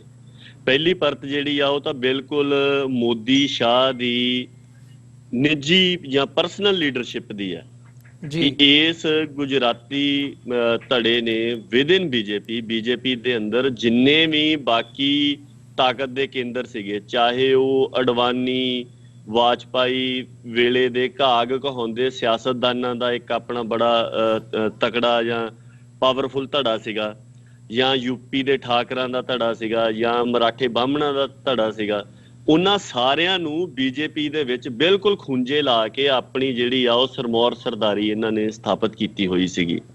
ਸਥਿਤੀ ਇਹ ਸੀਗੀ ਕਿ ਬੀਜੇਪੀ ਦੇ ਵਿੱਚ ਵੀ ਇਹਨਾਂ ਦੇ ਖਿਲਾਫ ਕੋਈ ਵੀ ਬੰਦਾ ਗੱਲ ਕਰਨ ਦੇ ਲਈ, ਵਿਰੋਧ ਕਰਨ ਦੇ ਲਈ, ਜਾਂ ਇਹਨਾਂ ਦੀ ਇਸ ਲੀਡਰਸ਼ਿਪ ਬੀਜੇਪੀ ਦੇ ਅੰਦਰ ਲੀਡਰਸ਼ਿਪ ਦੇ ਉੱਪਰ ਜਿਹੜੀ ਇੱਕ ਮੋਨੋਪੋਲੀ ਇਹਨਾਂ ਨੇ ਬਣਾ ਲਈ ਸੀ, ਜਿਹੜਾ ਇੱਕ ਬੜਾ ਮਤਲਬ ਆਟੋਕ੍ਰੈਟਿਕ ਕੰਟਰੋਲ ਸਥਾਪਿਤ ਕਰ ਲਿਆ ਸੀਗਾ, ਉਹਨੂੰ ਕੋਈ ਵੀ ਚੁਣੌਤੀ ਨਹੀਂ ਸੀ ਦੇ ਪਾ ਰਿਹਾ। ਸੋ ਇੱਕ ਤਾਂ ਇਸ ਸੰਘਰਸ਼ ਦੇ ਨਾਲ ਬੀਜੇਪੀ ਦੇ ਵਿਦਿਨ ਇਹਨਾਂ ਦੀ ਜਿਹੜੀ ਆ ਉਹ ਲੀਡਰਸ਼ਿਪ ਚੈਲੰਜ ਹੋਣੀ ਹੈ, ਕਿਉਂਕਿ ਇਹ ਗੱਲ ਹੁਣ ਕਿਸੇ ਹਿਸਾਬ ਦੇ ਨਾਲ ਵੀ ਜਾਵੇ, ਜਿਹੜੇ ਧੜੇ ਖੂੰਜੇ ਲਾਏ ਹੋਏ ਸੀਗੇ ਉਹਨਾਂ ਨੇ ਦੇਖ ਤੇ ਲਿਆ ਨਾ ਵੀ ਕਿਸ ਤਰ੍ਹਾਂ ਦੇ ਨਾਲ ਮਤਲਬ ਹੁਣ ਇਹਨਾਂ ਤੋਂ ਗੱਲ ਜਿਹੜੀ ਆ ਉਹ ਕਾਬੂ ਦੇ ਹੇਠ ਨਹੀਂ ਆ ਰਹੀ। ਸੋ ਜ਼ਾਹਰ ਜੀ ਗੱਲ ਆ, ਤੁਸੀਂ ਬੇਸ਼ੱਕ ਇੱਕ ਪਾਰਟੀ ਦੇ ਵਿੱਚ ਹੋਵੋ, ਪਰ ਜਦੋਂ ਇੱਕ ਗਰੁੱਪ ਵਿਦਿਨ ਏ ਪਾਰਟੀ ਬਾਕੀ ਸਾਰਿਆਂ ਨੂੰ ਖੂੰਜੇ ਲਾਉਂਦਾ ਆ ਤੇ ਉਹ ਵੀ ਮੌਕੇ ਦੀ ਤਾਕਤ ਦੇ ਵਿੱਚ ਰਹਿੰਦੇ ਆ। ਇਹ ਗੱਲ ਆਪਾਂ ਨੂੰ ਆਉਂਦੇ ਦਿਨਾਂ ਦੇ ਵਿੱਚ ਸਾਹਮਣੇ ਆਉਣੀ ਹੈ। ਇਨ ਈਦਰ ਕੇਸ ਇਹਨਾਂ ਦੀ ਜਿਹੜੀ ਮਤਲਬ ਐਬਸੋਲੂਟ ਲੀਡਰਸ਼ਿਪ ਸੀਗੀ ਵਿਦਿਨ ਬੀਜੇਪੀ, ਉਹ ਚੈਲੰਜ ਹੋਣੀ ਹੈ ਜੀ। ਦੂਸਰੀ ਗੱਲ ਇਹ ਹੈ ਕਿ ਦੂਜੀ ਜਿਹੜੀ ਵਿਰੋਧੀ ਦੀ ਪਰਤ ਆ, ਉਹਦੇ ਚ ਆਪਾਂ RSS BJP ਨੂੰ ਮੰਨ ਕੇ ਚੱਲੀਏ ਜੀ, ਜਿਹੜੇ ਇਹ ਦਾਅਵਾ ਕਰਦੇ ਆ ਕਿ ਅਸੀਂ ਦੁਨੀਆ ਦੀ ਸਭ ਤੋਂ ਵੱਡੀ ਆਰਗੇਨਾਈਜ਼ਡ ਜਥੇਬੰਦੀ ਆ, ਅਸੀਂ ਦੁਨੀਆ ਦੇ ਇਤਿਹਾਸ ਤੋਂ ਹੀ ਸਭ ਤੋਂ ਵੱਡੀ ਆਰਗੇਨਾਈਜ਼ਡ ਤੇ ਕੇਡਰ ਬੇਸਡ ਪਾਰਟੀ ਆ। ਇਸ ਤੋਂ ਉਹਨਾਂ ਦਾ ਇਹ ਦਾਅਵਾ ਆ ਵੀ ਇੰਨੀ ਜਿੰਨੀ ਸਾਡੀ ਮਤਲਬ ਜਿੰਨਾ ਸਾਡਾ ਕੇਡਰ ਆ, ਜਿੰਨੇ ਸਾਡੇ ਮੈਂਬਰ ਨੇ, ਜਿੰਨੇ ਸਾਡੇ ਸਪੋਰਟਰ ਨੇ, ਜਿੰਨੇ ਸਾਡੇ ਸਿੰਪੈਥਾਈਜ਼ਰ ਨੇ, ਵੀ ਕਿਸੇ ਵੀ ਪੋਲੀਟੀਕਲ ਆਰਗੇਨਾਈਜੇਸ਼ਨ ਦੇ ਇਤਿਹਾਸ ਦੇ ਵਿੱਚ ਇੰਨੇ ਜ਼ਿਆਦਾ ਨਹੀਂ ਰਹੇ ਜੀ। ਸੋ ਉਸ ਬੀਜੇਪੀ ਨੂੰ ਮਤਲਬ ਇਸ ਹਾਲਾਤ ਦੇ ਵਿੱਚ ਚੁਣੌਤੀ ਦੇਣੀ, ਜਿੱਥੇ ਇਸ ਸਾਰੇ ਖਿੱਤੇ ਦੀ ਜਿਹੜੀ ਆਪੋਜੀਸ਼ਨ ਆ ਉਹ ਬਿਲਕੁਲ ਆਪਦੇ ਹਥਿਆਰ ਰੱਖ ਕੇ ਬੈਠੀ ਹੋਈ, ਮਤਲਬ ਕੋਈ ਉਹਨਾਂ ਦੇ ਹੱਥ ਖੜੇ ਨੇ। ਤੁਸੀਂ ਦੇਖੋ ਇੰਨੀ ਵੱਡੀ ਸਟਰਗਲ ਜਿਹੜੀ ਆ ਕਿਸਾਨਾਂ ਦੀ ਉਹ ਆ ਗਈ, ਲੱਖਾਂ ਲੋਕ ਸੜਕਾਂ ਦੇ ਉੱਪਰ ਬੈਠੇ ਹੋਏ ਆ, 3-4 ਸੂਬੇ ਜਿਹੜੇ ਮਤਲਬ ਇਸ ਰਾਜਧਾਨੀ ਜਿਹੜੀ ਦਿੱਲੀ ਹੈਗੀ ਆ ਉਹਦੇ ਦੁਆਲੇ ਤੇ ਉਹ ਮੋਬਿਲਾਈਜ਼ ਹੋਏ ਆ ਤੇ ਆਪੋਜੀਸ਼ਨ ਨੂੰ ਇਹ ਗੱਲ ਸਮਝ ਨਹੀਂ ਆ ਰਹੀ ਕਿ ਉਹਨਾਂ ਦਾ ਰੋਲ ਕੀ ਆ, ਉਹ ਕਰਨ ਕੀ ਜੀ। ਮਤਲਬ ਹੁਣ ਤਾਂ ਦਿੱਲੀ ਆਇਆਂ ਨੂੰ ਮਹੀਨਾ ਹੋ ਗਿਆ ਨਾ, ਮਹੀਨੇ ਤੋਂ ਉੱਪਰ ਹੋ ਗਿਆ ਅੱਜ, ਤੇ ਉਹਦੇ ਬਾਵਜੂਦ ਮਤਲਬ ਉਹਨਾਂ ਨੂੰ ਇਹ ਗੱਲ ਦੀ ਸਮਝ ਨਹੀਂ ਆ ਰਹੀ ਵੀ ਅਸੀਂ ਕੀ ਕਰੀਏ। ਸੋ ਉਸ ਸਥਿਤੀ ਦੇ ਵਿੱਚ ਇਹ ਵਾਲਾ ਜਿਹੜਾ ਉਭਾਰ ਆ, ਇਹਨੇ ਮਤਲਬ ਬੀਜੇਪੀ ਨੂੰ ਚੈਲੰਜ ਕਰਨਾ, ਇਹ ਆਪਣੇ ਆਪ ਦੇ ਵਿੱਚ ਇੱਕ ਬੜੀ ਵੱਡੀ ਗੱਲ ਆ। ਤੀਸਰੀ ਪਰਤ ਜਿਹੜੀ ਆ ਉਹ ਮਤਲਬ ਫਿਰ ਇੰਡੀਅਨ ਸਟੇਟ ਦੀ ਹੈ, ਜਿਹਦੇ ਕੋਲ ਮਤਲਬ ਦੁਨੀਆ ਦੀਆਂ ਵੱਡੀਆਂ ਫੌਜਾਂ ਦੇ ਵਿੱਚੋਂ ਫੌਜ ਹੈ, ਜਿਹਦੀ ਜਿਹੜੀ ਨੀਮ ਫੌਜ ਹੈ ਜਾਂ ਪੈਰਾਮਿਲਟਰੀ ਆ ਉਹ ਲਗਭਗ ਮਿਲਟਰੀ ਵਰਗੀ ਹੈ, ਉਹਦੀ ਗਿਣਤੀ ਬਹੁਤ ਜ਼ਿਆਦਾ ਆ। ਫਿਰ ਪੁਲਿਸ ਹੈ, ਉਸ ਤੋਂ ਬਾਅਦ ਦੇ ਵਿੱਚ ਆਹ ਖੂਫੀਆ ਏਜੰਸੀਆਂ ਜਿਹੜੀਆਂ ਨੇ ਉਹਨਾਂ ਦਾ ਇੱਕ ਬੜਾ ਵੱਡਾ ਤੇ ਬੜਾ ਕਾਰਗਰ ਤੰਤਰ ਆ। ਉਹਦੇ ਤੋਂ ਬਾਅਦ ਆਹ ਬੁਲਿੰਗ ਏਜੰਸੀ ਆ, ਜਿਨ੍ਹਾਂ ਨੂੰ ਆਪਾਂ ਸੋ ਕਾਲਡ ਇਨਵੈਸਟੀਗੇਸ਼ਨ ਏਜੰਸੀਜ਼ ਨੇ, ਜਿੱਦਾਂ CBI ਹੋ ਗਈ, NIA ਹੋ ਗਈ, ਇਨਫੋਰਸਮੈਂਟ ਡਾਇਰੈਕਟੋਰੇਟ ਹੋ ਗਿਆ, ਇਨਕਮ ਟੈਕਸ ਹੋ ਗਿਆ, ਜਿਨ੍ਹਾਂ ਦੀ ਵਰਤੋਂ ਕਰਕੇ ਇਹਨਾਂ ਨੇ ਲਗਭਗ ਸਾਰੇ ਖੇਤਰ ਦੀ ਆ ਜਿਹੜੀ ਪੋਲਿਟਿਕਸ ਆ ਉਹ ਕੰਟਰੋਲ ਕੀਤੀ ਹੋਈ ਸੀਗੀ। ਮਾੜਾ ਜਿਹਾ ਕੋਈ ਬੋਲਣ ਦੀ ਕੋਸ਼ਿਸ਼ ਕਰਦਾ ਆ, ਉਹਨੂੰ ਉਹਦੀ ਘਰ ਦੀ ਨੂੰ ਉਹਦੇ ਮੁੰਡੇ ਨੂੰ ਇਨਫੋਰਸਮੈਂਟ ਡਾਇਰੈਕਟੋਰੇਟ ਦਾ ਨੋਟਿਸ ਭੇਜ ਦਿੰਦੇ ਆ, ਕਦੀ ਇਨਕਮ ਟੈਕਸ ਦਾ ਭੇਜ ਦਿੰਦੇ, ਕਿਸੇ ਦੇ ਖਿਲਾਫ CBI ਇਨਕੁਆਇਰੀ ਖੁੱਲੀ ਹੋਈ ਹੈ, ਕਿਸੇ ਦੇ ਖਿਲਾਫ NIA UAPA ਦੇ ਕੇਸ ਦਰਜ ਕਰ ਰਹੀ ਹੈ।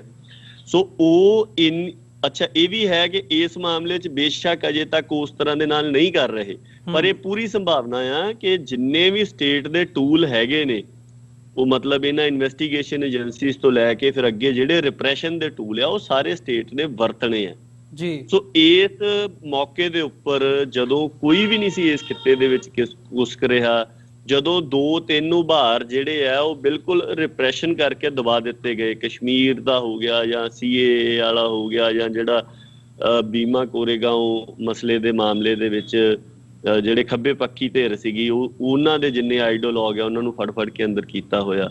ਸੋ ਅਜਿਹੇ ਵਿੱਚ ਏਡੀ ਮਾਈਟੀ ਸਟੇਟ ਨੂੰ ਤੇ ਜਿਹੜੀ ਬਹੁਤ ਬੇਦਰੇਗ ਵਰਤੋਂ ਕਰਦੀ ਆ ਆਪਣੇ ਰਿਪਰੈਸ਼ਨ ਦੇ ਟੂਲ ਦੀ, ਉਹਨੂੰ ਚੈਲੰਜ ਕੀਤਾ ਜਾ ਰਿਹਾ। ਚੌਥੀ ਪਰਤ ਜਿਹੜੀ ਵਿਰੋਧੀ ਦੀ ਆ ਉਹ ਕਾਰਪੋਰੇਟਸ ਦੀ ਬਣਦੀ ਹੈ, ਤੇ ਕਾਰਪੋਰੇਟ ਜਾਂ ਧਨਾੜ ਸੇਠਾਂ ਦੇ ਵਿੱਚ ਆਪਾਂ ਇਹ ਨਾ ਮੰਨ ਕੇ ਚੱਲੀਏ ਕਿ ਇਹਦੇ ਵਿੱਚ ਸਿਰਫ ਅੰਬਾਨੀ ਅਡਾਨੀ ਨੇ, ਜਾਂ ਇਹਨਾਂ ਦਾ ਜਿਹੜਾ ਜਰ ਖਰੀਦ ਖਬਰਖਾਨਾ ਆ ਜਿਹਦੇ ਵਿੱਚ ਆਜ ਤੱਕ ਦਾ ਨਾਂ ਲਿਆ ਜਾਂਦਾ, ਕਦੇ ਰਿਪਬਲਿਕ TV ਦਾ ਲਿਆ ਜਾਂਦਾ, ਕਿਤੇ ਹੋਰਨਾਂ ਚੈਨਲਾਂ ਦੇ ਜੀ ਨਿਊਜ਼ ਦਾ ਨਾਂ ਜਿਹੜਾ ਆ ਉਹ ਆਉਂਦਾ ਆ ਵੀ ਇਹ ਆਪਾਂ ਨੂੰ ਬੇਸ਼ੱਕ ਦਿਸਦੀ ਫਰੰਟ ਲਾਈਨ ਇਹ ਹੈਗੀ ਆ, ਪਰ ਇਹਨਾਂ ਦੇ ਪਿੱਛੇ ਕੌਣ ਖੜਾ ਆ, ਕੌਣ ਆ ਜਿਹੜਾ ਅੰਬਾਨੀ ਅਡਾਨੀ ਦੇ ਪ੍ਰੋਜੈਕਟਸ ਦੇ ਵਿੱਚ ਇਨਵੈਸਟ ਕਰ ਰਿਹਾ ਆ, ਕਿੰਨੇ ਜੀਓ ਦੇ ਵਿੱਚ ਮਤਲਬ ਅਰਬਾਂ ਖਰਬਾਂ ਦੀ ਜਿਹੜੀ ਆ ਉਹ ਇਨਵੈਸਟਮੈਂਟ ਕੀਤੀ ਹੈ। ਆ ਜਿਹੜੀ ਫੇਸਬੁੱਕ ਨੇ ਹੁਣ ਜੀਓ ਦੇ ਵਿੱਚ ਇਨਵੈਸਟਮੈਂਟ ਕੀਤੀ, ਉਹ ਤਾਂ ਕਿਸੇ ਤੋਂ ਲੁਕੀ ਨਹੀਂ ਹੈਗੀ ਜੀ। ਔਰ ਉਹੀ ਸਿਰਫ ਇਹ ਨੀਗਾ ਕਿ ਇਹ ਇੰਡੀਅਨ ਖਬਰਖਾਨਾ ਜਿਹੜਾ ਆ ਇਹਨਾਂ ਦਾ ਜਰ ਖਰੀਦ ਵੀ ਇਹੀ ਕਰ ਰਿਹਾ। ਫੇਸਬੁੱਕ ਦੇ ਉੱਪਰ ਤੁਸੀਂ ਦੇਖੋਗੇ ਕਿਸਾਨੀ ਸਟਰਗਲ ਦੇ ਨਾਲ ਜੁੜੇ ਹੋਏ ਜਿਹੜੇ ਖਾਤੇ ਆ ਉਹ ਬੰਦ ਕੀਤੇ ਜਾ ਰਹੇ ਆ। ਬਿਲਕੁਲ। ਸੋ ਇਹ ਮੁਕਾਬਲਾ ਜਿਹੜਾ ਆ ਇਹ ਇੱਥੋਂ ਦੇ ਲੋਕਲ ਧਨਾਡਾਂ ਨਾਲ ਨਹੀਂ ਹੈਗਾ, ਇਹ ਦੁਨੀਆ ਦੇ ਧਨਾਡਾਂ ਦੇ ਨਾਲ ਹੈ, ਜਿਨ੍ਹਾਂ ਦਾ ਮਨੋਰਥ ਇਹ ਹੈ ਕਿ ਅਸੀਂ ਹਰ ਤਰ੍ਹਾਂ ਦੇ ਕਿਰਤ ਦੇ ਸਾਧਨ ਜਿਹੜੇ ਨੇ ਉਹਨਾਂ ਦੇ ਉੱਪਰ ਕਬਜ਼ਾ ਕਰਨਾ ਹੈ। ਜੀ ਦੂਸਰੀ ਗੱਲ ਜਿਹੜੀ ਆ ਕਿ ਇਹ ਜਦੋਂ ਆਪਾਂ ਚਾਰ ਚੀਜ਼ਾਂ ਦੇਖਦੇ ਹਾਂ ਕਿ ਜਦੋਂ ਤੁਹਾਡਾ ਮੁਕਾਬਲਾ ਪਹਿਲੇ ਨੰਬਰ ਤੇ ਮੋਦੀ ਸ਼ਾਹ ਦੀ ਐਬਸੋਲੂਟ ਲੀਡਰਸ਼ਿਪ ਦੇ ਨਾਲ ਆ, ਦੂਜਾ ਭਾਜਪਾ ਜਿੰਨੀ ਸਾਰੀ ਓਪੋਜੀਸ਼ਨ ਖਤਮ ਕੀਤੀ ਹੋਈ ਹੈ, ਆਰਐਸਐਸ ਵਰਗੀਆਂ ਜਥੇਬੰਦੀਆਂ ਉਹਨਾਂ ਦੇ ਨਾਲ ਆ, ਤੀਜੇ ਨੰਬਰ ਦੇ ਉੱਪਰ ਤੁਹਾਡਾ ਇੰਨੀ ਮਾਈਟੀ ਇੰਡੀਅਨ ਸਟੇਟ ਦੇ ਨਾਲ ਆ, ਚੌਥੇ ਨੰਬਰ ਦੇ ਉੱਪਰ ਦੁਨੀਆ ਦੇ ਕਾਰਪੋਰੇਟ ਦੇ ਨਾਲ ਆ ਜਿਹੜੇ ਨਿਊ ਗਲੋਬਲ ਆਰਡਰ ਆਪਣੇ ਮੁਤਾਬਕ ਸਿਰਜਣਾ ਚਾਹੁੰਦੇ ਆ। ਜੀ ਤਾਂ ਉਹਦੇ ਵਿੱਚੋਂ ਇਹ ਗੱਲ ਕਹਿਣੀ ਕਿ ਇਹਦਾ ਕੋਈ ਬਹੁਤ ਸੁਖਾਲਾ ਹੱਲ ਨਿਕਲ ਆਊਗਾ, ਬੜੀ ਛੇਤੀ ਨਿਕਲ ਆਊਗਾ, ਇਹ ਨਹੀਂ ਨਿਕਲਣਾ। ਦੂਜੀ ਗੱਲ ਜਿਹੜੀ ਆ ਉਹ ਆਪਾਂ ਜੇ ਮੁੱਦੇ ਦੇ ਬਾਰੇ ਦੇ ਵਿੱਚ ਵੀ ਕਰੀਏ, ਬਹੁਤੇ ਬੰਦਿਆਂ ਨੂੰ ਇਹ ਲੱਗ ਸਕਦਾ ਕਿ ਇਹ ਸਿਰਫ ਇਹਨਾਂ ਬਿੱਲਾਂ ਦਾ ਹੀ ਮਸਲਾ ਆ। ਜੀ ਇਹ ਬਿੱਲ ਜਿਹੜੇ ਨੇ ਹੁਣ ਇਹ ਕਿਸੇ ਖਲਾਅ ਦੇ ਵਿੱਚੋਂ ਤਾਂ ਦੇਖੋ ਅਮਰਵੀਰ ਜੀ ਆਏ ਨਹੀਂ ਹੋਏ, ਹਨਾ। ਇਹ ਬੜੀ ਲੰਬੀ ਵਿਉਂਤ ਦਾ ਹਿੱਸਾ ਆ। ਹੁਣ ਬਹੁਤੇ ਬੰਦਿਆਂ ਨੇ ਐਗਰੀਮੈਂਟ ਔਨ ਐਗਰੀਕਲਚਰ ਜਿਹੜਾ ਹੈਗਾ ਆ AOA WTO ਦਾ, ਵਰਲਡ ਟ੍ਰੇਡ ਆਰਗੇਨਾਈਜੇਸ਼ਨ ਦਾ, ਉਹ ਕੱਢ ਲਿਆ। ਉਹ ਤਾਂ ਚਰਚਾ ਦਾ ਵਿਸ਼ਾ ਬਣ ਹੀ ਗਿਆ ਆ ਵੀ ਬੇਸਿਕਲੀ ਜਿਹੜੇ ਇਹਨਾਂ ਨੇ WTO ਨਾਲ ਸਮਝੌਤੇ ਸਾਈਨ ਕੀਤੇ ਹੋਏ ਆ ਉਹਨਾਂ ਦੇ ਵਿੱਚ ਜਿਹੜਾ ਐਗਰੀਮੈਂਟ ਔਨ ਐਗਰੀਕਲਚਰ ਆ ਵੀ ਇਹਨਾਂ ਕਾਨੂੰਨਾਂ ਦੀ ਜੜ ਤਾਂ ਉੱਥੇ ਪਈ ਹੋਈ ਹੈ ਜੀ। ਔਰ ਜਿਸ ਹਿਸਾਬ ਨਾਲ ਇਹਨਾਂ ਦੀ ਇਕਨੋਮੀ ਡਿੱਗ ਰਹੀ ਆ, ਜਿਸ ਹਿਸਾਬ ਨਾਲ ਇਹਨਾਂ ਨੂੰ FDI ਚਾਹੀਦੀ ਹੈ, ਪੈਸਾ ਚਾਹੀਦਾ ਆ, ਤੇ ਜਿਸ ਹਿਸਾਬ ਦਾ ਕਰੋਨੀ ਕੈਪੀਟਲਿਜ਼ਮ ਇੱਥੇ ਲੈ ਕੇ ਆਉਣਾ ਚਾਹੁੰਦੇ ਆ, ਉਹਦੇ ਵਿੱਚ ਇਹ ਜਿਹੜੇ ਬਿੱਲ ਆ ਇਹ ਬੜੀ ਅਹਿਮ ਫਾਊਂਡੇਸ਼ਨਲ ਕੰਮ ਆ ਇਹਨਾਂ ਦੇ ਉਸ ਮਨੁੱਖਤਾ ਵਿਰੋਧੀ ਕੰਮ ਦੇ ਵਾਸਤੇ। ਸੋ ਉਹਦੇ ਤੋਂ ਉਹ ਪਿੱਛੇ ਕਿੱਦਾਂ ਹਟ ਜਾਣਗੇ? ਹੁਣ ਇੰਟਰਨੈਸ਼ਨਲ ਆਰਗੇਨਾਈਜੇਸ਼ਨਾਂ ਜਿਹੜੀਆਂ ਫਾਈਨਾਂਸ ਦੀਆਂ ਹੈਗੀਆਂ ਉਹਨਾਂ ਦਾ ਤਾਂ ਪ੍ਰੈਸ਼ਰ ਇੰਡੀਅਨ ਗਵਰਨਮੈਂਟ ਦੇ ਉੱਪਰ ਆਉਣ ਲੱਗ ਗਿਆ। ਖਬਰਾਂ ਆ ਗਈਆਂ ਇਸ ਗੱਲ ਦੀਆਂ ਵੀ ਉਹ ਕਹਿ ਰਹੇ ਆ ਵੀ ਹਰ ਹਾਲਤ ਦੇ ਵਿੱਚ ਇਹ ਕਾਨੂੰਨ ਲਾਗੂ ਕਰੋ ਜੀ। ਸੋ ਅਜਿਹੀ ਸਥਿਤੀ ਦੇ ਵਿੱਚ ਇਹ ਕਾਨੂੰਨ ਜਿਹੜੇ ਨੇ, ਜੋ ਸਾਡੀ ਅੰਡਰਸਟੈਂਡਿੰਗ ਆ ਉਹ ਇਹ ਹੈ ਕਿ ਇਹ ਨਿਊ ਗਲੋਬਲ ਆਰਡਰ ਦਾ ਇੱਕ ਬੜਾ ਬੁਨਿਆਦੀ ਹਿੱਸਾ ਆ। ਨਿਊ ਗਲੋਬਲ ਆਰਡਰ ਜਿਹੜਾ ਆ ਉਹਦੀ ਜੇ ਮੋਟੀ ਜੀ ਤੌਰ ਦੇ ਉੱਪਰ ਉਹਨੂੰ ਪਰਿਭਾਸ਼ਿਤ ਕਰਨਾ ਹੋਵੇ ਤੇ ਉਹ ਇਹ ਹੈਗਾ ਕਿ ਜਿਹੜਾ ਪਿਛਲਾ ਵਰਲਡ ਆਰਡਰ ਚੱਲ ਰਿਹਾ ਸੀਗਾ ਜਾਂ ਗਲੋਬਲ ਆਰਡਰ ਚੱਲ ਰਿਹਾ ਸੀਗਾ, ਜਿਹਦੇ ਚੱਲਦਿਆਂ ਹੋਇਆਂ ਇਨਵਾਇਰਮੈਂਟ ਦੇ ਪੱਖ ਤੋਂ ਜਾਂ ਮਨੁੱਖਤਾ ਦੀ ਲੁੱਟ ਦੇ ਪੱਖ ਤੋਂ, ਸਾਧਨਾਂ ਦੀ ਲੁੱਟ ਦੇ ਪੱਖ ਤੋਂ ਅਜਿਹੀ ਸਥਿਤੀ ਬਣੀ ਹੋਈ ਸੀਗੀ ਕਿ ਇਸ ਗ੍ਰਹਿ ਦੇ ਉੱਪਰ ਜੀਵਨ ਹੋਣ ਦੇ ਲਈ ਖਤਰੇ ਖੜੇ ਹੋਏ ਸੀਗੇ ਜੀ। ਪਰ ਹੁਣ ਜਿਹੜਾ ਨਵਾਂ ਆਰਡਰ ਲਿਆਂਦਾ ਜਾ ਰਿਹਾ, ਗੱਲ ਤਾਂ ਦੁਨੀਆ 'ਚ ਇਹ ਚੱਲ ਰਹੀ ਸੀਗੀ ਕਿ ਪਿਛਲੇ ਗਲੋਬਲ ਆਰਡਰ ਦਾ ਰਿਵਰਸ ਗੇਅਰ ਪਾਓ, ਦੁਬਾਰਾ ਕੁਦਰਤ ਵੱਲ ਨੂੰ ਮੁੜੋ ਤਾਂ ਕਿ ਜਿਹੜੀ ਲਾਈਫ ਆ, ਜਿਹੜੀ ਜ਼ਿੰਦਗੀ ਆ ਉਹਦੀ ਇਸ ਗ੍ਰਹਿ ਦੇ ਉੱਪਰ, ਜਿਹਨੂੰ ਆਪਾਂ ਧਰਤੀ ਕਹਿੰਦੇ, ਇਹਦੇ ਉੱਪਰ ਹੋਂਦ ਜਿਹੜੀ ਆ ਉਹ ਬਰਕਰਾਰ ਰਹੇ ਜੀ। ਇਨਵਾਇਰਮੈਂਟ ਕ੍ਰਾਈਸਿਸ ਜਾਂ ਸਾਰੇ ਦੇ ਮੱਦੇਨਜ਼ਰ। ਪਰ ਹੁਣ ਜਿਹੜਾ ਨਵਾਂ ਪ੍ਰਬੰਧ ਲਿਆਂਦਾ ਜਾ ਰਿਹਾ ਉਹਦੇ ਵਿੱਚ ਤਾਂ ਉਹਨਾਂ ਦਾ ਇਹ ਹੈਗਾ ਆ ਕਿ ਹਰ ਤਰ੍ਹਾਂ ਦੀ ਕਿਰਤ ਦੇ ਸਾਧਨ ਤੇ ਹਰ ਤਰ੍ਹਾਂ ਦੀ ਉਪਜ ਦੇ ਸਾਧਨ ਉਹ ਕਾਰਪੋਰੇਟਸ ਜਿਹੜੇ ਆ ਉਹ ਆਪਣੇ ਕੰਟਰੋਲ ਦੇ ਵਿੱਚ ਲੈਣਾ ਚਾਹੁੰਦੇ ਆ। ਤੇ ਦੂਜੀ ਗੱਲ, ਹਰ ਤਰ੍ਹਾਂ ਦੀ ਉਪਜ ਸਮੇਤ ਮਨੁੱਖ ਦੀਆਂ ਬੁਨਿਆਦੀ ਲੋੜਾਂ ਦੇ, ਜਿਹੜੀ ਕਿ ਭੋਜਨ ਅੰਨ ਦੀ ਹੈਗੀ ਹੈ, ਪਾਣੀ ਦੀ ਹੈਗੀ ਹੈ, ਤੇ ਸਮੇਤ ਰੋਜ਼ਮਰਰਾ ਦੀਆਂ ਜਿਹੜੀਆਂ ਚੀਜ਼ਾਂ ਨੇ, ਜਿਹੜੀਆਂ ਬਹੁਤੀਆਂ ਜਿਹੜੀਆਂ ਆ ਉਹ ਐਗਰੀਕਲਚਰ ਦੇ ਨਾਲ ਸੰਬੰਧਿਤ ਹੈਗੀਆਂ, ਵੀ ਉਹਦੇ ਉੱਪਰ ਆਪਦਾ ਮੁਕੰਮਲ ਕੰਟਰੋਲ ਕਰਨਾ ਚਾਹੁੰਦੇ ਆ। ਸੋ ਜਦੋਂ ਉਹਦੇ ਉੱਪਰ ਮੁਕੰਮਲ ਕੰਟਰੋਲ ਹੋਊਗਾ ਫਿਰ ਉਸ ਤੋਂ ਬਾਅਦ ਦੇ ਵਿੱਚ ਲੋਕਾਈ ਜਿਹੜੀ ਆ ਉਹ ਉਹਨਾਂ ਦੀ ਗੁਲਾਮ ਬਣੂਗੀ। ਸੋ ਇਹ ਮੋਟੇ ਰੂਪ 'ਚ ਆਪਾਂ ਗੱਲ ਕਰਨੀ ਹੋਵੇ ਵੀ ਨਵਾਂ ਜਿਹੜਾ ਗਲੋਬਲ ਆਰਡਰ ਆ ਕਰੋਨੀ ਕੈਪੀਟਲਿਜ਼ਮ ਦੇ ਹੇਠ ਉਹ ਇਸ ਤਰਜ਼ ਵੱਲ ਨੂੰ ਜਾ ਰਿਹਾ, ਔਰ ਇਹਦੇ ਵਿੱਚ ਜਿਹੜੀ ਨਿਊ ਲਿਬਰਲਿਜ਼ਮ ਦੀ ਪਾਲਿਸੀ ਹੈਗੀ ਹੈ ਉਹਦੇ ਤਹਿਤ ਇਹ ਆ ਕਿ ਸਰਕਾਰਾਂ ਜਿਹੜੀਆਂ ਨੇ ਉਹ ਕਾਰਪੋਰੇਟਸ ਦੇ ਲਈ ਇਹ ਸਾਰਾ ਕੁਝ ਫੈਸਿਲਿਟੇਟ ਕਰਕੇ ਦੇ ਰਹੀਆਂ ਜੀ। ਸੋ ਇਹੀ ਗੱਲ ਇੱਥੇ ਵਾਪਰ ਰਹੀ ਹੈ ਨਾ। ਤੁਸੀਂ ਦੇਖੋ ਕਿ ਹੁਣ ਮਤਲਬ ਇੱਕ ਪਾਸੇ ਉਹ ਆ ਰਿਹਾ ਵੀ ਜੀਓ ਦੇ ਬੈਗ ਨੇ ਉਹ ਦਾਲਾਂ ਭਰ ਰਹੇ ਆ, ਹਨਾ, ਉਹ ਹਰ ਤਰ੍ਹਾਂ ਦਾ ਕਰ ਰਹੇ ਆ। ਅਡਾਨੀ ਵਰਗੇ ਜਿਹੜੇ ਆ ਉਹ ਆਪਣੇ ਐਗਰੀਕਲਚਰ ਸਟੋਰ ਖੋਲ ਰਹੇ ਆ, ਇੱਥੇ ਸਾਰਾ ਕੁਝ ਕਰ ਰਹੇ ਆ ਪੰਜਾਬ ਦੇ ਵਿੱਚ ਜਾਂ ਹੋਰਨਾਂ ਥਾਵਾਂ ਦੇ ਉੱਪਰ। ਸੋ ਇਹ ਹਕੂਮਤਾਂ ਦਾ, ਇਹ ਦੁਨੀਆ ਦੇ ਵਿੱਚ ਹੀ ਇਹ ਵਰਤਾਰਾ ਵਾਪਰ ਰਿਹਾ ਕਿ ਹਕੂਮਤਾਂ ਦੀ ਤੇ ਜਿਹੜੀਆਂ ਮਤਲਬ ਕਾਰਪੋਰੇਟਸ ਆ ਉਹਨਾਂ ਦੀ ਮਿਲੀ ਭੁਗਤ ਦੇ ਨਾਲ ਇਹ ਨਵੀਂ ਤਰ੍ਹਾਂ ਦਾ ਆਰਡਰ ਜਿਹੜਾ ਲਿਆਂਦਾ ਜਾ ਰਿਹਾ। ਸੋ ਇਹ ਕਾਨੂੰਨ ਜਿਹੜੇ ਆ ਉਹਦੇ ਨਾਲ ਜੁੜੇ ਹੋਏ ਆ। ਸੋ ਜਦੋਂ ਇੰਨੀਆਂ ਵੱਡੀਆਂ ਤਾਕਤਾਂ ਖੜੀਆਂ ਹੋਣ ਤੇ ਉਹਨਾਂ ਦੇ ਇੰਨੇ ਵੱਡੇ ਮਨਸੂਬੇ ਦਾ ਇਹ ਮਸਲਾ ਹੋਵੇ ਕਿ ਉਸ ਸਾਰੇ ਕਾਸੇ ਦੇ ਵਿੱਚੋਂ ਇੰਨਾ ਸੁਖਾਲਾ ਨਹੀਂ ਹੁੰਦਾ ਕਿ ਹੱਲ ਜਿਹੜਾ ਆ ਉਹ ਨਿਕਲ ਆਵੇ। ਇਹ ਗੱਲ ਕਿਸੇ ਨੂੰ ਲੱਗ ਸਕਦਾ ਆ ਵੀ ਨਿਰਉਤਸ਼ਾਹਿਤ ਕਰਨ ਵਾਲੀ ਹੈ, ਇਸ ਹਿਸਾਬ ਨਾਲ ਤਾਂ ਕੋਈ ਹੱਲ ਹੀ ਨਹੀਂ ਹੋਊਗਾ। ਦੇਖੋ ਸਭ ਤੋਂ ਵੱਡਾ ਹੱਲ ਜਿਹੜਾ ਆ ਉਹ ਹਾਲ ਦੀ ਘੜੀ ਸਟਰਗਲ ਆ ਜੀ। ਪੰਜਾਬ ਦੇ ਕਿਸਾਨ ਸਿਰਫ ਇੰਡੀਅਨ ਹਕੂਮਤ ਦੇ ਕੋਲੋਂ ਬਿੱਲ ਵਾਪਸ ਕਰਾਉਣ ਦੀ ਲੜਾਈ ਨਹੀਂ ਲੜ ਰਹੇ। ਜੇ ਇਹਨੂੰ ਆਪਾਂ ਨਿੱਟ ਕੇ ਵਿਚਾਰਦੇ ਆ ਤਾਂ ਅਸਲ ਦੇ ਵਿੱਚ ਦੁਨੀਆ ਭਰ ਦੀਆਂ ਮਨੁੱਖਤਾ ਵਿਰੋਧੀ ਤਾਕਤਾਂ ਦੇ ਖਿਲਾਫ ਸਾਰੀ ਮਨੁੱਖਤਾ ਦੀ ਆਜ਼ਾਦੀ ਦੀ ਲੜਾਈ ਦਾ ਬੁੱਢ ਇੱਥੋਂ ਬੰਨਿਆ ਜਾ ਰਿਹਾ ਹੈ। ਤੇ ਇਹ ਗੱਲ ਆਪਾਂ ਦੇਖਣੀ ਹੈ, ਕਿਉਂਕਿ ਇਹ ਸਾਰੀ ਦੁਨੀਆ ਦਾ ਵਰਤਾਰਾ ਆ। ਜੇ ਇਹ ਸਟਰਗਲ ਸਸਟੇਨ ਕਰਦੀ ਹੈ ਜੀ, ਤਾਂ ਇਹਦੇ ਜਿਹੜੇ ਅਸਰ ਨੇ ਉਹ ਪੰਜਾਬ ਜਾਂ ਦੱਖਣੀ ਏਸ਼ੀਆ ਦੇ ਵਿੱਚ ਨਹੀਂ ਪੈਣੇ, ਇਹਦੇ ਜਿਹੜੇ ਅਸਰ ਨੇ ਉਹ ਦੁਨੀਆ ਭਰ ਦੇ ਵਿੱਚ ਪੈਣੇ। ਤੁਸੀਂ ਦੇਖੋ ਕਿ ਮੈਂ ਛੋਟੀ ਜਿਹੀ ਇੱਕ ਗੱਲ ਕਰਕੇ ਫਿਰ ਮੈਂ ਮਤਲਬ ਆਪਣੀ ਗੱਲ ਸੰਕੋਚੂੰਗਾ ਵੀ ਸਟਾਪ ਅਡਾਨੀ ਜਿਹੜੀ ਆਸਟ੍ਰੇਲੀਆ ਦੇ ਵਿੱਚ ਹੈਗੀ ਆ, ਉਹ ਇਹਦੇ ਹੱਕ ਦੇ ਵਿੱਚ ਸਟੇਟਮੈਂਟਾਂ ਦੇ ਰਹੇ ਨੇ। ਕੈਨੇਡਾ ਦੀ ਜਿਹੜੀ ਪੋਸਟਲਸ ਵਰਕਰ ਯੂਨੀਅਨ ਆ ਉਹ ਦੇ ਰਹੇ ਆ, ਕੈਨੇਡਾ ਦੀ ਨੈਸ਼ਨਲ ਫਾਰਮਰਸ ਯੂਨੀਅਨ ਜਿਹੜੀ ਹੈਗੀ ਆ ਉਹ ਦੇ ਰਹੀ ਹੈ। ਉਸ ਤੋਂ ਇਲਾਵਾ ਉਹਨਾਂ ਦੀ ਜਿਹੜੀ ਹੋਰ ਮਤਲਬ ਇਸ ਤਰ੍ਹਾਂ ਦੀਆਂ ਕਿਰਤ ਨਾਲ ਜੁੜੀਆਂ ਹੋਈਆਂ ਜਥੇਬੰਦੀਆਂ ਨੇ ਉਹ ਦੇ ਰਹੀਆਂ ਨੇ ਸਟੇਟਮੈਂਟਾਂ। ਹੁਣ ਜਿਹੜੇ ਆਸਟ੍ਰੇਲੀਆ ਦੇ ਵਿੱਚ ਵੀਰ ਗਏ ਉਹ ਦੱਸਦੇ ਆ ਵੀ ਜਿਹੜਾ ਸਟਾਪ ਅਡਾਨੀ ਆ ਵੀ ਇਹ ਬੜਾ ਵੱਡਾ ਇੱਕ ਪ੍ਰੈਸ਼ਰ ਗਰੁੱਪ ਵੀ ਆ, ਤੇ ਇਹ ਮਤਲਬ ਕਾਰਪੋਰੇਟਸ ਦੇ ਖਿਲਾਫ ਲੜਾਈ ਲੜਨ ਵਾਲੇ ਜਾਂ ਮਨੁੱਖਤਾ ਦੀ ਗੱਲ ਕਰਨ ਵਾਲੀ ਇੱਕ ਬੜੀ ਵੱਡੀ ਧਿਰ ਉੱਥੋਂ ਦੀ ਹੈਗੀ ਆ।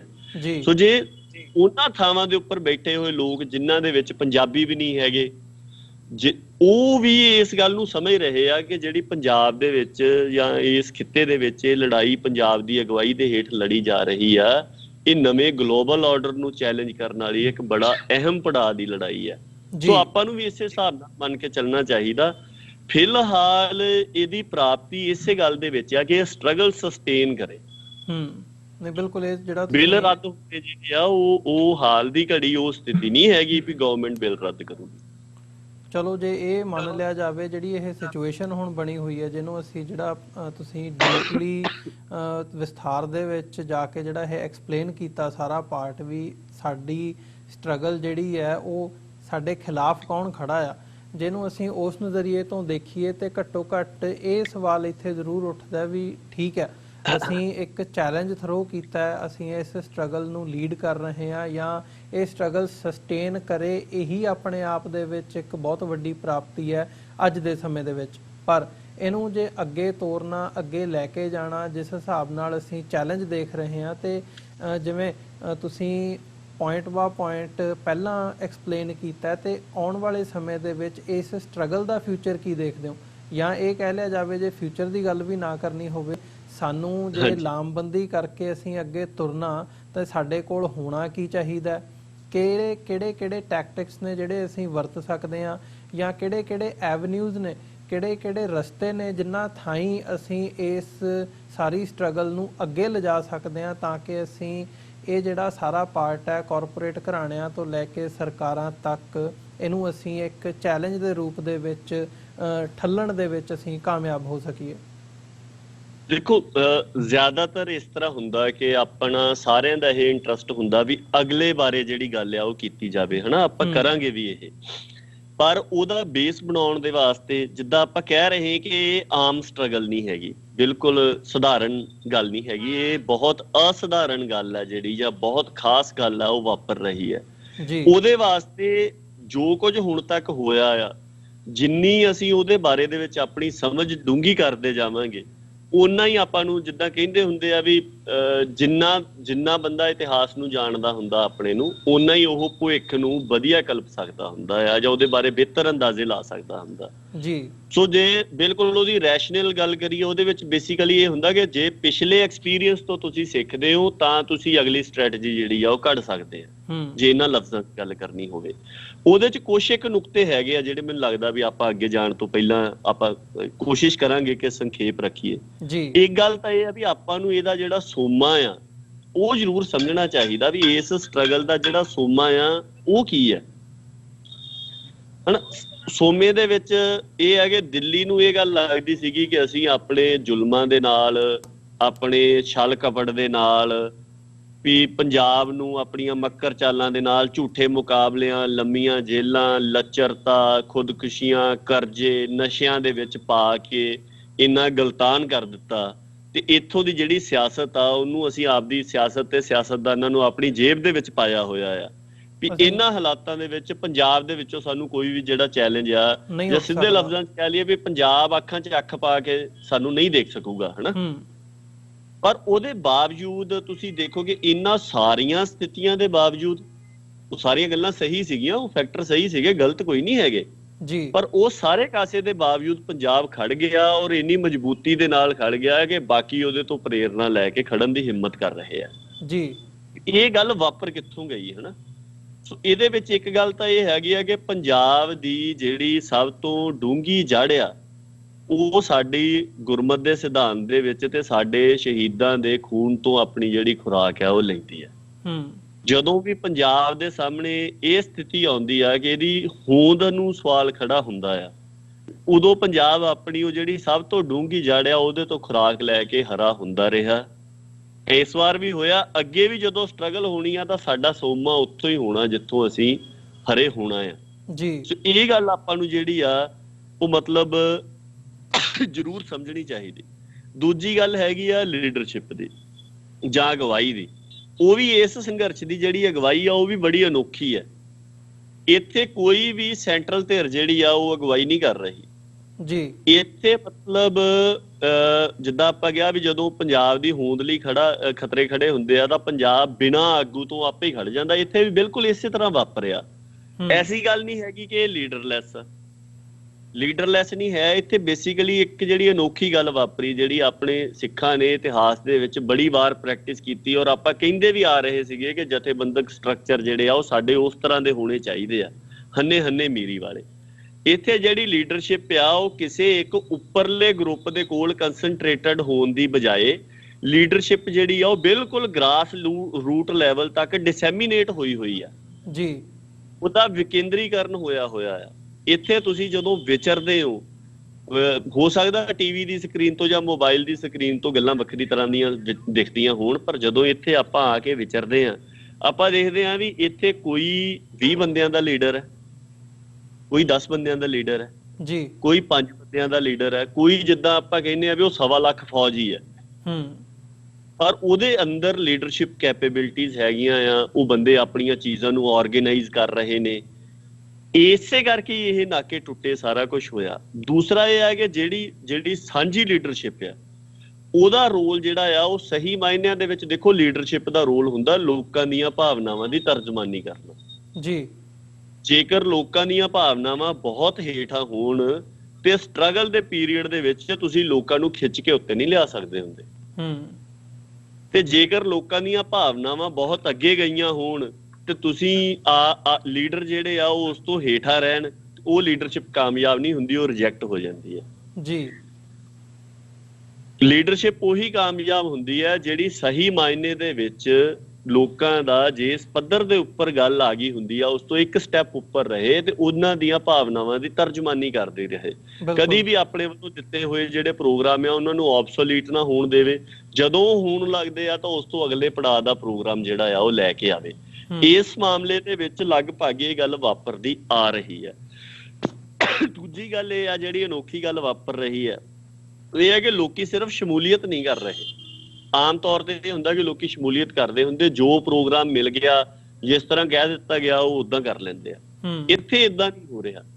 ਇੱਥੇ ਇਹ ਗੱਲ ਹੋ ਰਹੀ ਹੈ ਕਿ ਲੋਕੀ ਸੰਘਰਸ਼ ਦੀ ਚੇਤਨ ਪਹਿਰੇਦਾਰੀ ਵੀ ਕਰ ਰਹੇ ਆ ਜੀ। ਜਿਹੜਾ ਵੀ ਵਿਅਕਤੀ ਚਾਹੇ ਉਹ ਘਾਗ ਕਹਾਉਂਦਾ ਹੋਇਆ ਮਤਲਬ ਕਈ ਸਾਲਾਂ ਦਾ ਤਜਰਬਾ ਰੱਖਣ ਵਾਲਾ ਲੀਡਰ ਹੋਵੇ, ਚਾਹੇ ਉਹ ਕੋਈ ਵਿਦਵਾਨ ਵਿਚਾਰਵਾਨ ਹੋਵੇ ਜਿਹਨੇ ਐਨਾਲਿਸਿਸ ਦੇਣਾ ਆ ਜਾਂ ਆਪਦਾ ਓਪੀਨੀਅਨ ਦੇਣਾ, ਤੇ ਚਾਹੇ ਉਹ ਵਿਅਕਤੀ ਜਾਂ ਸ਼ਖਸੀਅਤਾਂ ਹੋਣ ਵੀ ਜਿਹੜੇ ਪਿਛਲੇ ਸਮੇਂ 'ਚ ਖੁਦ ਪਹਿਰੇਦਾਰੀ ਵਾਲੀ ਗੱਲ ਉਭਾਰਦੇ ਰਹੇ ਆ। ਜਿੰਨੇ ਕਿਸੇ ਨੇ ਵੀ ਸੰਘਰਸ਼ ਦੀ ਲੀਹ ਤੋਂ ਪੈਰ ਪਾਸੇ ਕਰਨ ਦੀ ਕੋਸ਼ਿਸ਼ ਕੀਤੀ ਹੈ, ਲੋਕਾਂ ਨੇ ਉਹਦੀ ਪਹਿਰੇਦਾਰੀ ਕਰਕੇ ਉਹਨੂੰ ਵਾਪਸ ਲਿਆਂਦਾ। ਮੇਰੇ ਖਿਆਲ ਮੈਨੂੰ ਨਾਂ ਗਿਣਾਉਣ ਦੀ ਲੋੜ ਨਹੀਂ ਗੀ, ਹੁਣ ਤਾਂ ਲੋਕਾਂ ਨੂੰ ਟਿਪਸ ਤੇ ਯਾਦ ਹੋ ਗਏ ਵੀ ਕਿਹਦੀ ਪਹਿਰੇਦਾਰੀ ਹੋ ਗਈ ਹਨਾ ਜੀ।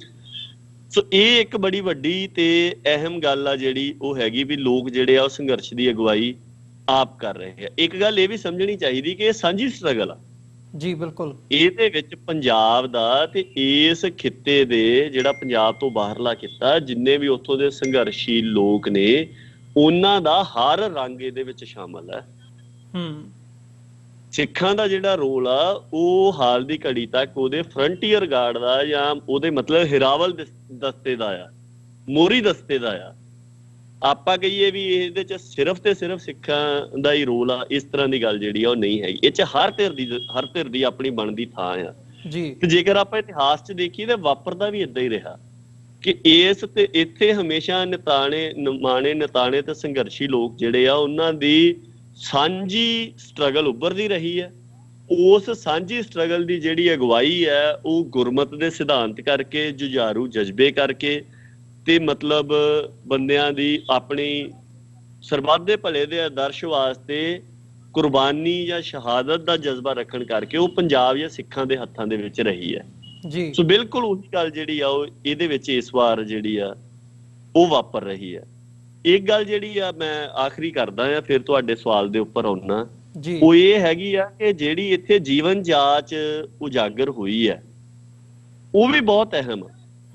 ਲੋਕੀ ਦੇਖੋ ਇਸ ਗੱਲ ਦੇ ਉੱਪਰ ਹੈਰਾਨ ਹੋ ਰਹੇ ਨੇ ਵੀ ਇਸ ਤਰ੍ਹਾਂ ਦਾ ਲਾਈਫ ਸਟਾਈਲ ਹੋ ਸਕਦਾ ਆ ਕਿ ਤੁਸੀਂ ਆਪਣੇ ਘਰਾਂ ਦੇ ਸੁੱਖ ਆਰਾਮ ਛੱਡ ਕੇ ਸੜਕਾਂ ਦੇ ਉੱਪਰ ਡੇਰੇ ਲਾ ਲਓ, ਇੰਨੀ ਵੱਡੀ ਗਿਣਤੀ ਦੇ ਵਿੱਚ ਪਰਿਵਾਰਾਂ ਸਮੇਤ, ਬਜ਼ੁਰਗਾਂ ਬੱਚਿਆਂ ਸਮੇਤ। ਫਿਰ ਤੁਸੀਂ ਵਿਚਾਰੇ ਬਣਨ ਦੀ ਥਾਂ ਤੇ ਅਣਖੀ ਬਣ ਕੇ ਸਿਰ ਉੱਚਾ ਕਰਕੇ ਚੱਲੋ ਜੀ। ਆਪਣਾ ਆਪ ਸੰਕੋਚਨ ਦੀ ਥਾਂ ਤੇ ਤੁਸੀਂ ਸਾਰਿਆਂ ਨੂੰ ਕਲਾਵੇ ਦੇ ਵਿੱਚ ਲਾਓ, ਮੰਗਣ ਦੀ ਥਾਂ ਤੇ ਸਾਰਿਆਂ ਨੂੰ ਵਰਤਾਓ, ਦੁੱਖ ਝੱਲਣ ਦੀ ਥਾਂ ਤੇ ਚੜ੍ਹਦੀ ਕਲਾ ਦੇ ਵਿੱਚ ਰਹੋ। ਇਹ ਗੱਲਾਂ ਸਧਾਰਨ ਨਹੀਂ ਹੈਗੀਆਂ। ਦੁਨੀਆ ਇਸ ਗੱਲ ਦੇ ਉੱਪਰ ਹੈਰਾਨ ਹੋ ਰਹੀ ਕਿ ਇਸ ਤਰ੍ਹਾਂ ਦਾ ਲਾਈਫ ਸਟਾਈਲ ਹੋ ਸਕਦਾ, ਏਦਾਂ ਦੀਆਂ ਗੱਲਾਂ ਹੋ ਸਕਦੀਆਂ ਨੇ। ਮਤਲਬ ਜਿਹੜੇ ਬੰਦੇ ਬਿਲਕੁਲ ਮਟੀਰੀਅਲਿਸਟਿਕਲੀ ਸੋਚ ਰਹੇ ਆ ਉਹ ਹੁਣ ਇਹ ਗੱਲ ਕਹਿਣ ਲੱਗ ਗਏ ਕਿ ਇਹ ਤਾਂ ਕਿਸਾਨ ਪਿਕਨਿਕ ਕਰਨ ਆਏ ਹੋਏ ਆ ਜੀ, ਹਨਾ। ਪਰ ਇੱਥੇ ਹੁਣ ਜਿਹੜਾ ਮੀਡੀਆ ਆ ਰਿਹਾ, ਜਿਹੜੇ ਸੁਹਿਰਦ ਲੋਕ ਆ ਰਹੇ ਆ, ਜਿਹੜਾ ਇੰਡੀਆ ਦਾ ਸੋਸ਼ਲ ਮੀਡੀਆ ਆ ਜਾਂ ਜਿਹੜੇ ਸੁਹਿਰਦ ਪੱਤਰਕਾਰ ਆ, ਉਹ ਆ ਕੇ ਇੱਥੇ ਦਿਖਾਉਂਦੇ ਆ ਵੀ ਇੱਥੇ ਇਸ ਤਰ੍ਹਾਂ ਦਾ ਮਾਹੌਲ ਨਹੀਂ ਹੈਗਾ, ਇਹ ਲੋਕ ਸਟਰਗਲ ਦੇ ਵਿੱਚ ਨੇ। ਮਤਲਬ ਤੁਸੀਂ ਕਹਿ ਲਓ ਵੀ ਇੱਕ 90 ਸਾਲ ਦੇ ਬਜ਼ੁਰਗ ਨੂੰ ਜਾਂ 10 ਸਾਲ ਦੇ ਬੱਚੇ ਨੂੰ ਜਾਂ ਇੱਥੋਂ ਤੱਕ ਕਿ ਮਤਲਬ 24-25 ਸਾਲ ਦੇ ਨੌਜਵਾਨ ਨੂੰ ਵੀ ਮਹੀਨਾ ਮਤਲਬ ਇੱਥੇ ਸੜਕਾਂ ਦੇ ਉੱਪਰ ਤੰਬੂਆਂ ਜਾਂ ਟਰਾਲੀਆਂ ਦੇ ਵਿੱਚ ਰਹਿਣਾ ਕੋਈ ਸੁਖਾਲਾ ਕਾਰਜ ਤਾਂ ਹੈ ਨਹੀਂਗਾ ਜੀ। ਵੀ ਇਹ ਇੱਕ ਜਿਹੜੀ ਸਪਿਰਿਟ ਆ, ਇਹ ਠੀਕ ਆ ਵੀ ਇਹਨਾਂ ਸਾਰੇ ਕਸ਼ਟਾਂ ਦੇ ਬਾਵਜੂਦ ਜਿਹੜਾ ਆ ਉਹ ਆਪਣੇ ਬੰਦੇ ਚੜ੍ਹਦੀ ਕਲਾ ਦੇ ਵਿੱਚ ਹੈਗੇ ਆ। ਇੱਕ ਇਹ ਗੱਲ ਆਪਾਂ ਨੂੰ ਵੀ ਸੋਚਣੀ ਚਾਹੀਦੀ ਹੈ ਕਿ ਆਪਾਂ ਉਹੀ ਲੋਕ ਆ ਜਿਹੜੇ ਆਪਣੇ ਬਹੁਤ ਛੋਟੀਆਂ ਗਰਜਾਂ ਦੇ ਵਿੱਚ ਉਲਝੇ ਰਹਿੰਦੇ ਸੀਗੇ ਜੀ, ਵੀ ਸਾਡੇ ਅੰਦਰ ਵੀ ਇਹ ਸਪਿਰਿਟ ਜਿਹੜੀ ਆ ਉਹ ਕਿੱਥੋਂ ਆਈ ਆ। ਤਾਂ ਮੇਰਾ ਇਹ ਮੰਨਣਾ ਕਿ ਅਸਲ ਦੇ ਵਿੱਚ ਇਹ ਸਪਿਰਿਟ ਸਾਡੇ ਵਿੱਚੋਂ ਕਿਤੇ ਗਈ ਨਹੀਂ ਸੀਗੀ, ਇਹ ਆਪਣੇ ਵਿੱਚ ਮੌਜੂਦ ਸੀਗੀ। ਸਮੇਂ ਨੇ ਤੇ ਪਦਾਰਥਵਾਦ ਦੇ ਮਾਹੌਲ ਨੇ ਉਸ ਸਪਿਰਿਟ ਦੇ ਉੱਪਰ ਜਿਹੜੀ ਆ ਉਹ ਧੂੜ ਜਮਾ ਦਿੱਤੀ ਸੀਗੀ। ਸੋ ਜਦੋਂ ਸਾਡੀ ਹੋਂਦ ਦੇ ਲਈ ਖਤਰਾ ਖੜਾ ਹੋਇਆ, ਸਾਡੀ ਅਣਖ ਨੇ ਵੇਗ ਧਾਰਿਆ, ਉਹ ਸਾਰੀ ਧੂੜ ਮਿੱਟੀ ਉੱਡ ਗਈ ਆ। ਇਸ ਸੰਘਰਸ਼ ਦੀ ਇੱਕ ਖਾਸੀਅਤ ਇਹ ਆ ਕਿ ਅਸੀਂ ਆਪਣੇ ਅਸਲ ਆਪੇ ਨੂੰ ਪਛਾਣਿਆ ਤੇ ਉਹਨੂੰ ਜਿਉਣਾ ਸ਼ੁਰੂ ਕੀਤਾ ਆ ਜੀ। ਸੋ ਇਹ ਵੀ ਇੱਕ ਬੜੀ ਵੱਡੀ ਅਹਿਮ ਗੱਲ ਹੈਗੀ ਆ। ਹੁਣ ਇਸ ਸਾਰੇ ਕਾਸੇ ਦੇ ਵਿੱਚੋਂ ਜੇਕਰ ਆਪਾਂ ਇਸ ਤਰੀਕੇ ਦੇ ਨਾਲ ਦੇਖੀਏ ਵੀ ਏਡੀ ਵੱਡੀ ਖਾਸੀਅਤ ਆ ਰਹੀ ਆ, ਅਸੀਂ ਆਪਣੇ ਆਪੇ ਵੱਲ ਨੂੰ ਮੁੜ ਰਹੇ ਹਾਂ, ਤਾਂ ਇਹ ਗੱਲ ਯਾਦ ਰੱਖਣੀ ਚਾਹੀਦੀ ਆ ਵੀ ਇਸ ਖਿੱਤੇ ਦੇ ਵਿੱਚ ਸਰਬੱਤ ਦੇ ਭਲੇ ਦੇ ਰਾਜਸੀ ਤੇ ਸਮਾਜੀ ਪ੍ਰਬੰਧ ਉਦੋਂ ਪੈਰਾਂ ਸਿਰ ਹੋਏ ਸੀਗੇ ਜਦੋਂ ਸਿੱਖਾਂ ਦੇ ਘਰ ਜਿਹੜੇ ਆ ਉਹ ਮਤਲਬ ਲਗਭਗ 2 ਪੀੜ੍ਹੀਆਂ ਘੋੜਿਆਂ ਦੀਆਂ ਕਾਠੀਆਂ ਦੇ ਉੱਪਰ ਰਹੇ ਸੀਗੇ ਜੀ। ਸੋ ਕਹਿਣ ਦਾ ਭਾਵ ਆ ਕਿ 2 ਪੀੜ੍ਹੀਆਂ ਨੇ ਸਟਰਗਲ ਦਾ ਦੌਰ ਹੰਢਾਇਆ ਸੀਗਾ। ਉਸ ਤੋਂ ਬਾਅਦ ਜਿੱਥੇ ਉਹ ਰਾਜ ਸਥਾਪਿਤ ਹੋਇਆ, ਜਿਹਨੂੰ BBC ਵਰਲਡ ਹਿਸਟਰੀਜ਼ ਮੈਗਜ਼ੀਨ ਵੀ ਜੇਕਰ ਸਰਵੇ ਕਰਵਾਉਂਦਾ ਤੇ ਉਹ ਮੰਨਦੇ ਆ ਕਿ ਅਜੇ ਤੱਕ ਦੀ ਸੰਸਾਰ ਦੀ ਜਾਂ ਮਨੁੱਖਤਾ ਦੀ ਨੋਨ ਹਿਸਟਰੀ ਦਾ ਸਭ ਤੋਂ ਬਿਹਤਰੀਨ ਰਾਜ ਸੀਗਾ। ਤੇ ਬਿਹਤਰੀਨ ਦਾ ਪੈਮਾਨਾ ਇਹ ਆ ਕਿ ਜਿਹਦੇ ਚ ਲੋਕਾਈ ਦਾ ਭਲਾ ਹੋਇਆ ਹੋਵੇ, ਤੇ ਉਹ ਮਤਲਬ ਸ਼ੇਰੇ ਪੰਜਾਬ ਮਹਾਰਾਜਾ ਰਣਜੀਤ ਸਿੰਘ ਦੀ ਅਗਵਾਈ ਵਾਲੀ ਸਰਕਾਰੇ ਖਾਲਸਾ ਸੀਗੀ। ਸੋ ਇਹ ਗੱਲ ਵੀ ਆਪਾਂ ਨੂੰ ਸਮਝਣੀ ਚਾਹੀਦੀ। ਹੁਣ ਇਸ ਦੇ ਵਿੱਚੋਂ ਜੇਕਰ ਆਪਾਂ ਦੇਖੀਏ ਵੀ ਹੁਣ ਆਪਾਂ ਕਿੱਥੇ ਖੜੇ ਆ ਤੇ ਅੱਗੇ ਆਪਾਂ ਕਿੱਧਰ ਨੂੰ ਜਾਣਾ ਜੀ, ਇਨ ਪ੍ਰਿੰਸੀਪਲ ਜਾਂ ਸਿਧਾਂਤਕ ਤੌਰ ਤੇ ਗੱਲ ਕਰਨੀ ਹੋਵੇ ਕਿ ਆਪਾਂ ਬਿਲਕੁਲ ਸਟਰਗਲ ਦੇ ਵਿੱਚ ਆ ਤੇ ਅਗਲਾ ਜਿਹੜਾ ਦੌਰ ਆ, ਮੈਂ ਨਹੀਂ ਕਹਿੰਦਾ ਸਮਾਂ, ਅਗਲਾ ਜਿਹੜਾ ਦੌਰ ਆ, ਜਿਹੜਾ ਮਤਲਬ ਅਗਲੇ ਸਾਲਾਂ ਦੀ ਨਹੀਂ, ਅਗਲੇ ਜੇ ਆਪਾਂ ਦਹਾਕੇ ਡੇਢ ਦੀ ਵੀ ਗੱਲ ਕਰਕੇ ਚੱਲੀਏ ਜੀ, ਉਹ ਸਟਰਗਲ ਤੇ ਉਸ ਸਟਰਗਲ ਦੇ ਵਾਸਤੇ ਇਹ ਹਾਲੀ ਆਪਾਂ ਇਹ ਮੰਨ ਕੇ ਚੱਲੀਏ ਕਿ ਇਹ ਆਪਣੇ ਆਪ ਚ ਫੁੱਲ ਫਲੈਜਡ ਸਟਰਗਲ ਨਹੀਂ ਹੈਗੀ, ਇਹ ਸਟਰਗਲ ਦੀ ਮਸ਼ਕ ਆ। ਕਿਉਂਕਿ ਇਹ ਲੱਗ ਸਕਦਾ ਵੀ ਤੁਸੀਂ ਏਡੇ ਵੱਡੇ ਕਾਰਜ ਨੂੰ ਮਤਲਬ ਸਟਰਗਲ ਕਿਉਂ ਕਹਿ ਰਹੇ ਹੋ, ਉਹ ਇਸ ਕਰਕੇ ਕਹਿ ਰਹੇ ਆ ਕਿ ਇਹ ਅਗਲਾ ਜਿਹੜਾ ਸਮਾਂ ਆਉਣਾ ਆ, ਜੇ ਤਾਂ ਮਤਲਬ ਇਸ ਮਸਲੇ ਦੇ ਨਾਲ ਸਾਡਾ ਹੱਲ ਹੋ ਜਾਣਾ ਹੋਵੇ ਦਿਲ ਵਾਪਸ ਕਰਾ ਕੇ, ਫਿਰ ਤਾਂ ਅਸੀਂ ਕਹਿ ਦਈਏ ਕਿ ਸਾਡੀ ਸਟਰਗਲ ਆ। ਰਾਈਟ।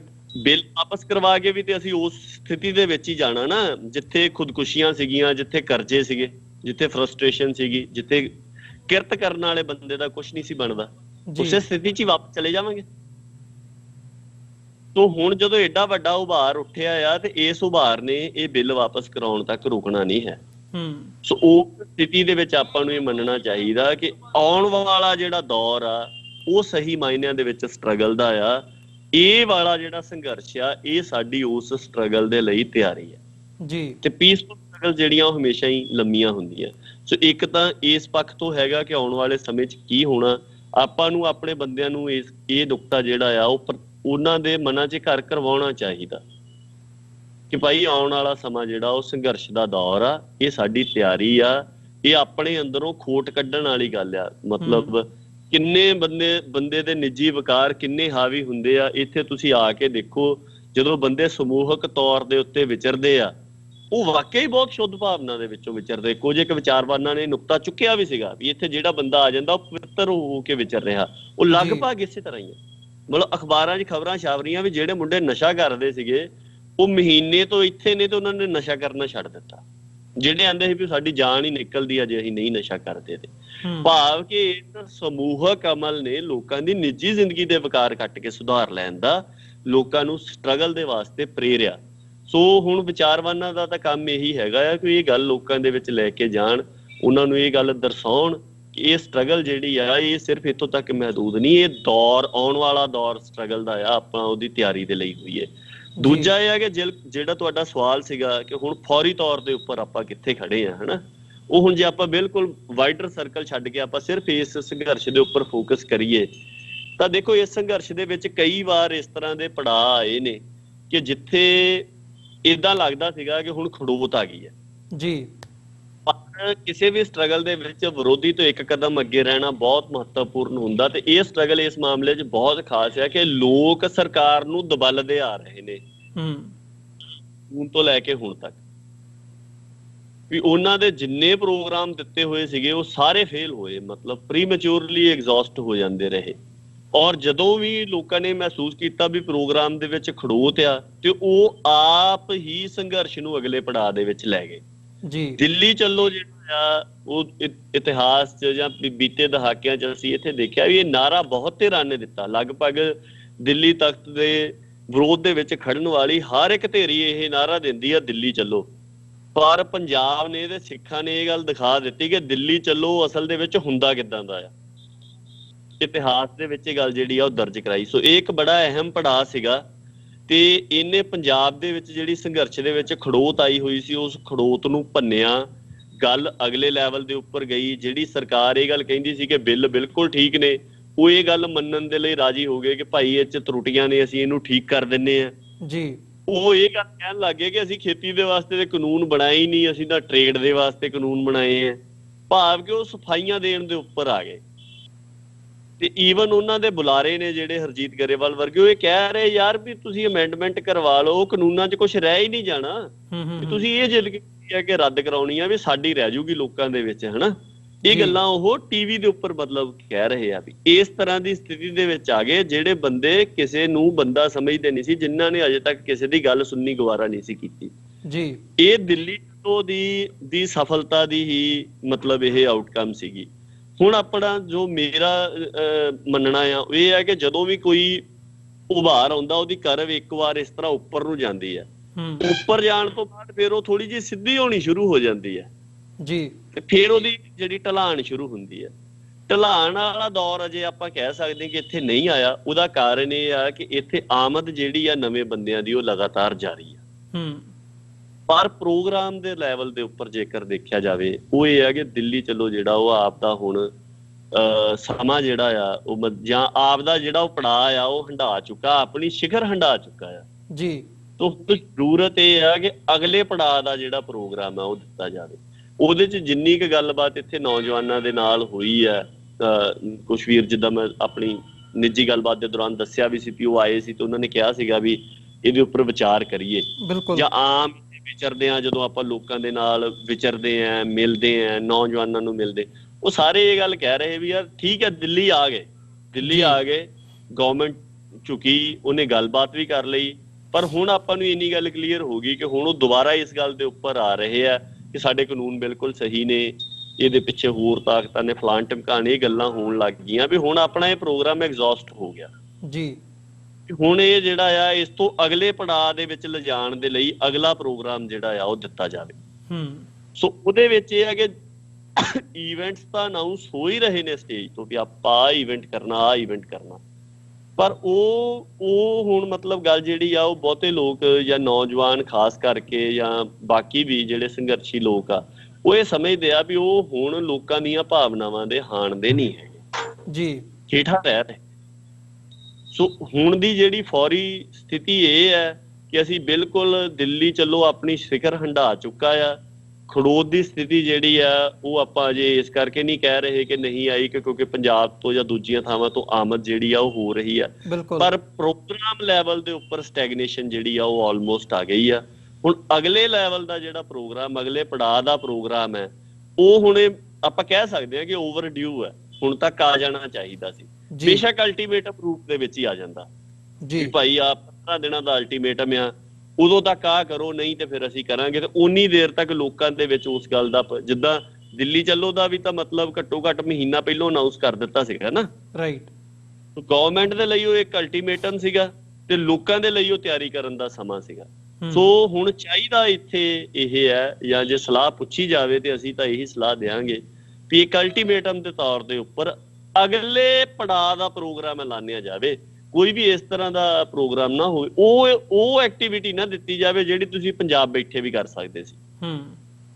ਹੁਣ ਤਾਂ ਮਤਲਬ ਹੁਣ ਜਿਹੜਾ ਸੋਚਣਾ ਉਹ ਇਸ ਹਿਸਾਬ ਨਾਲ ਸੋਚੋ ਵੀ ਸਿੰਘੂ ਜਾਂ ਟੀਕਰੀ ਜਾਂ ਗਾਜ਼ੀਆਬਾਦ ਬਾਰਡਰ ਤੋਂ ਅੱਗੇ ਦਾ ਪ੍ਰੋਗਰਾਮ ਕੀ ਹੋਣਾ ਹੈ ਜੀ। ਇਹ ਗੱਲ ਜਿਹੜੀ ਆ ਉਹ ਅੱਗੇ ਦੀ ਹੋਣੀ ਚਾਹੀਦੀ ਹੈ, ਜਿਹਦੀ ਹੁਣ ਮਤਲਬ ਇੱਥੇ ਜ਼ਰੂਰਤ ਆ, ਜਿਹਦੀ ਲੋੜ ਆ। ਹਾਂਜੀ ਬਿਲਕੁਲ। ਗੱਲ ਜਿਹੜੀ ਚੱਲ ਰਹੀ ਹੈ, ਮੈਨੂੰ ਇੱਥੇ ਰੋਕਣ ਨੂੰ ਨਹੀਂ ਜੀ ਕਰਦਾ, ਗੱਲਬਾਤ ਹੋਰ ਅੱਗੇ ਵਧਾਉਣ ਦਾ ਉਹ ਬਣਦਾ, ਪਰ ਸਮਾਂ ਨਹੀਂ ਇਜਾਜ਼ਤ ਦਿੰਦਾ ਗੱਲਬਾਤ ਨੂੰ ਹੋਰ ਅਸੀਂ ਅੱਗੇ ਤੋਰੀਏ। ਪਰ ਆਉਣ ਵਾਲੇ ਸਮੇਂ ਦੇ ਵਿੱਚ ਵੀ ਜਿਹੜੀ ਮੈਂ ਸਮਝਦਾ ਕਿ ਅੱਜ ਦੀ ਜਿਹੜੀ ਸਾਡੀ ਗੱਲਬਾਤ ਸੀ ਕਾਫੀ ਡੀਪ ਰਹੀ ਹੈ ਤੇ ਸਾਡੇ ਦਰਸ਼ਕਾਂ ਨੂੰ ਵੀ ਜ਼ਰੂਰ ਇਹ ਪਸੰਦ ਆਈ ਹੋਵੇਗੀ। ਪਰਮਜੀਤ ਸਿੰਘ ਜੀ, ਤੁਹਾਡਾ ਬਹੁਤ ਬਹੁਤ ਧੰਨਵਾਦ, ਤੁਸੀਂ ਸਮਾਂ ਕੱਢਿਆ ਤੇ ਆਉਣ ਵਾਲੇ ਸਮੇਂ ਦੇ ਵਿੱਚ ਵੀ ਕੋਸ਼ਿਸ਼ ਕਰਾਂਗੇ ਕਿ ਜਿਹੜੀਆਂ ਇਹ ਡਿਸਕਸ਼ਨਸ ਨੇ ਇਹਨਾਂ ਨੂੰ ਅਸੀਂ ਜਾਰੀ ਰੱਖੀਏ। ਬਹੁਤ ਬਹੁਤ ਧੰਨਵਾਦ। ਫਤਿਹ ਦੀ ਸਾਂਝ ਪਾਈਏ ਜੀ ਅੰਤ ਦੇ ਵਿੱਚ। ਵਾਹਿਗੁਰੂ ਜੀ ਕਾ ਖਾਲਸਾ, ਵਾਹਿਗੁਰੂ ਜੀ ਕੀ ਫਤਿਹ। ਵਾਹਿਗੁਰੂ ਜੀ ਕੀ ਫਤਿਹ। ਵਿਊਅਰਸ, ਉਮੀਦ ਕਰਦੇ ਹਾਂ ਇਹ ਵਿਚਾਰ ਚਰਚਾ ਤੁਹਾਨੂੰ ਜ਼ਰੂਰ ਅੱਜ ਜਿਹੜੀ ਸੀ ਪਰਮਜੀਤ ਸਿੰਘ ਹੋਰਾਂ ਦੇ ਨਾਲ ਇਹ ਜ਼ਰੂਰ ਪਸੰਦ ਆਈ ਹੋਵੇਗੀ। ਸੋ ਜਾਂਦੇ ਜਾਂਦੇ ਮੈਂ ਬੇਨਤੀ ਵੀ ਕਰਨੀ ਚਾਹੂੰਗਾ, ਇਸ ਪਲੇਟਫਾਰਮ ਨੂੰ ਅੱਗੇ ਵਧਾਉਣ ਦੇ ਲਈ, ਚੱਲਦਾ ਰੱਖਣ ਦੇ ਲਈ ਤੁਹਾਡੀ ਸਹਾਇਤਾ ਦੀ ਸਾਨੂੰ ਲੋੜ ਹੈ। TV84 ਨੂੰ ਡੋਨੇਟ ਕਰਨ ਦੇ ਲਈ ਤੁਸੀਂ ਸਾਡੀ ਵੈਬਸਾਈਟ www.tv84.tv ਦੇ ਉੱਤੇ ਸਾਨੂੰ ਜਾ ਕੇ ਡੋਨੇਟ ਕਰ ਸਕਦੇ ਹੋ ਤੇ ਮੰਥਲੀ ਡੋਨੇਸ਼ਨਸ ਦੇ ਲਈ ਪਲੇਜ ਕਰ ਸਕਦੇ ਹੋ। ਚੈੱਕ ਰਾਹੀਂ ਡੋਨੇਸ਼ਨਸ ਭੇਜਣ ਦੇ ਲਈ TV84 ਦੇ ਨਾਮ ਦਾ ਚੈੱਕ ਬਣਾ ਕੇ ਤੁਸੀਂ ਸਾਨੂੰ ਸਾਡੇ ਐਡਰੈਸ ਦੇ ਉੱਤੇ ਮੇਲ ਕਰ ਸਕਦੇ ਹੋ। 3601 37th ਐਵਨਿਊ, ਲੌਂਗ ਆਈਲੈਂਡ ਸਿਟੀ, ਨਿਊਯਾਰਕ 11101। ਵੈਬਸਾਈਟ ਫਿਰ ਦੱਸਦੇ ਹਾਂ ਇੱਕ ਵਾਰ, www.tv84.tv। ਇੱਥੇ ਹੀ ਵਿਊਅਰਸ ਇੰਨਾ ਹੀ ਸ਼ਬਦਾਂ ਦੇ ਨਾਲ ਅੱਜ ਇਸ ਸ਼ੋਅ ਦੇ ਵਿੱਚ ਇਜਾਜ਼ਤ ਚਾਹਾਂਗੇ। ਦੁਬਾਰਾ ਫਿਰ ਤੁਹਾਡੇ ਨਾਲ ਸੋਮਵਾਰ ਨੂੰ ਮੁਲਾਕਾਤ ਹੋਵੇਗੀ। ਇਜਾਜ਼ਤ ਦਿਓ ਜੀ। ਵਾਹਿਗੁਰੂ ਜੀ ਕਾ ਖਾਲਸਾ, ਵਾਹਿਗੁਰੂ ਜੀ ਕੀ ਫਤਿਹ।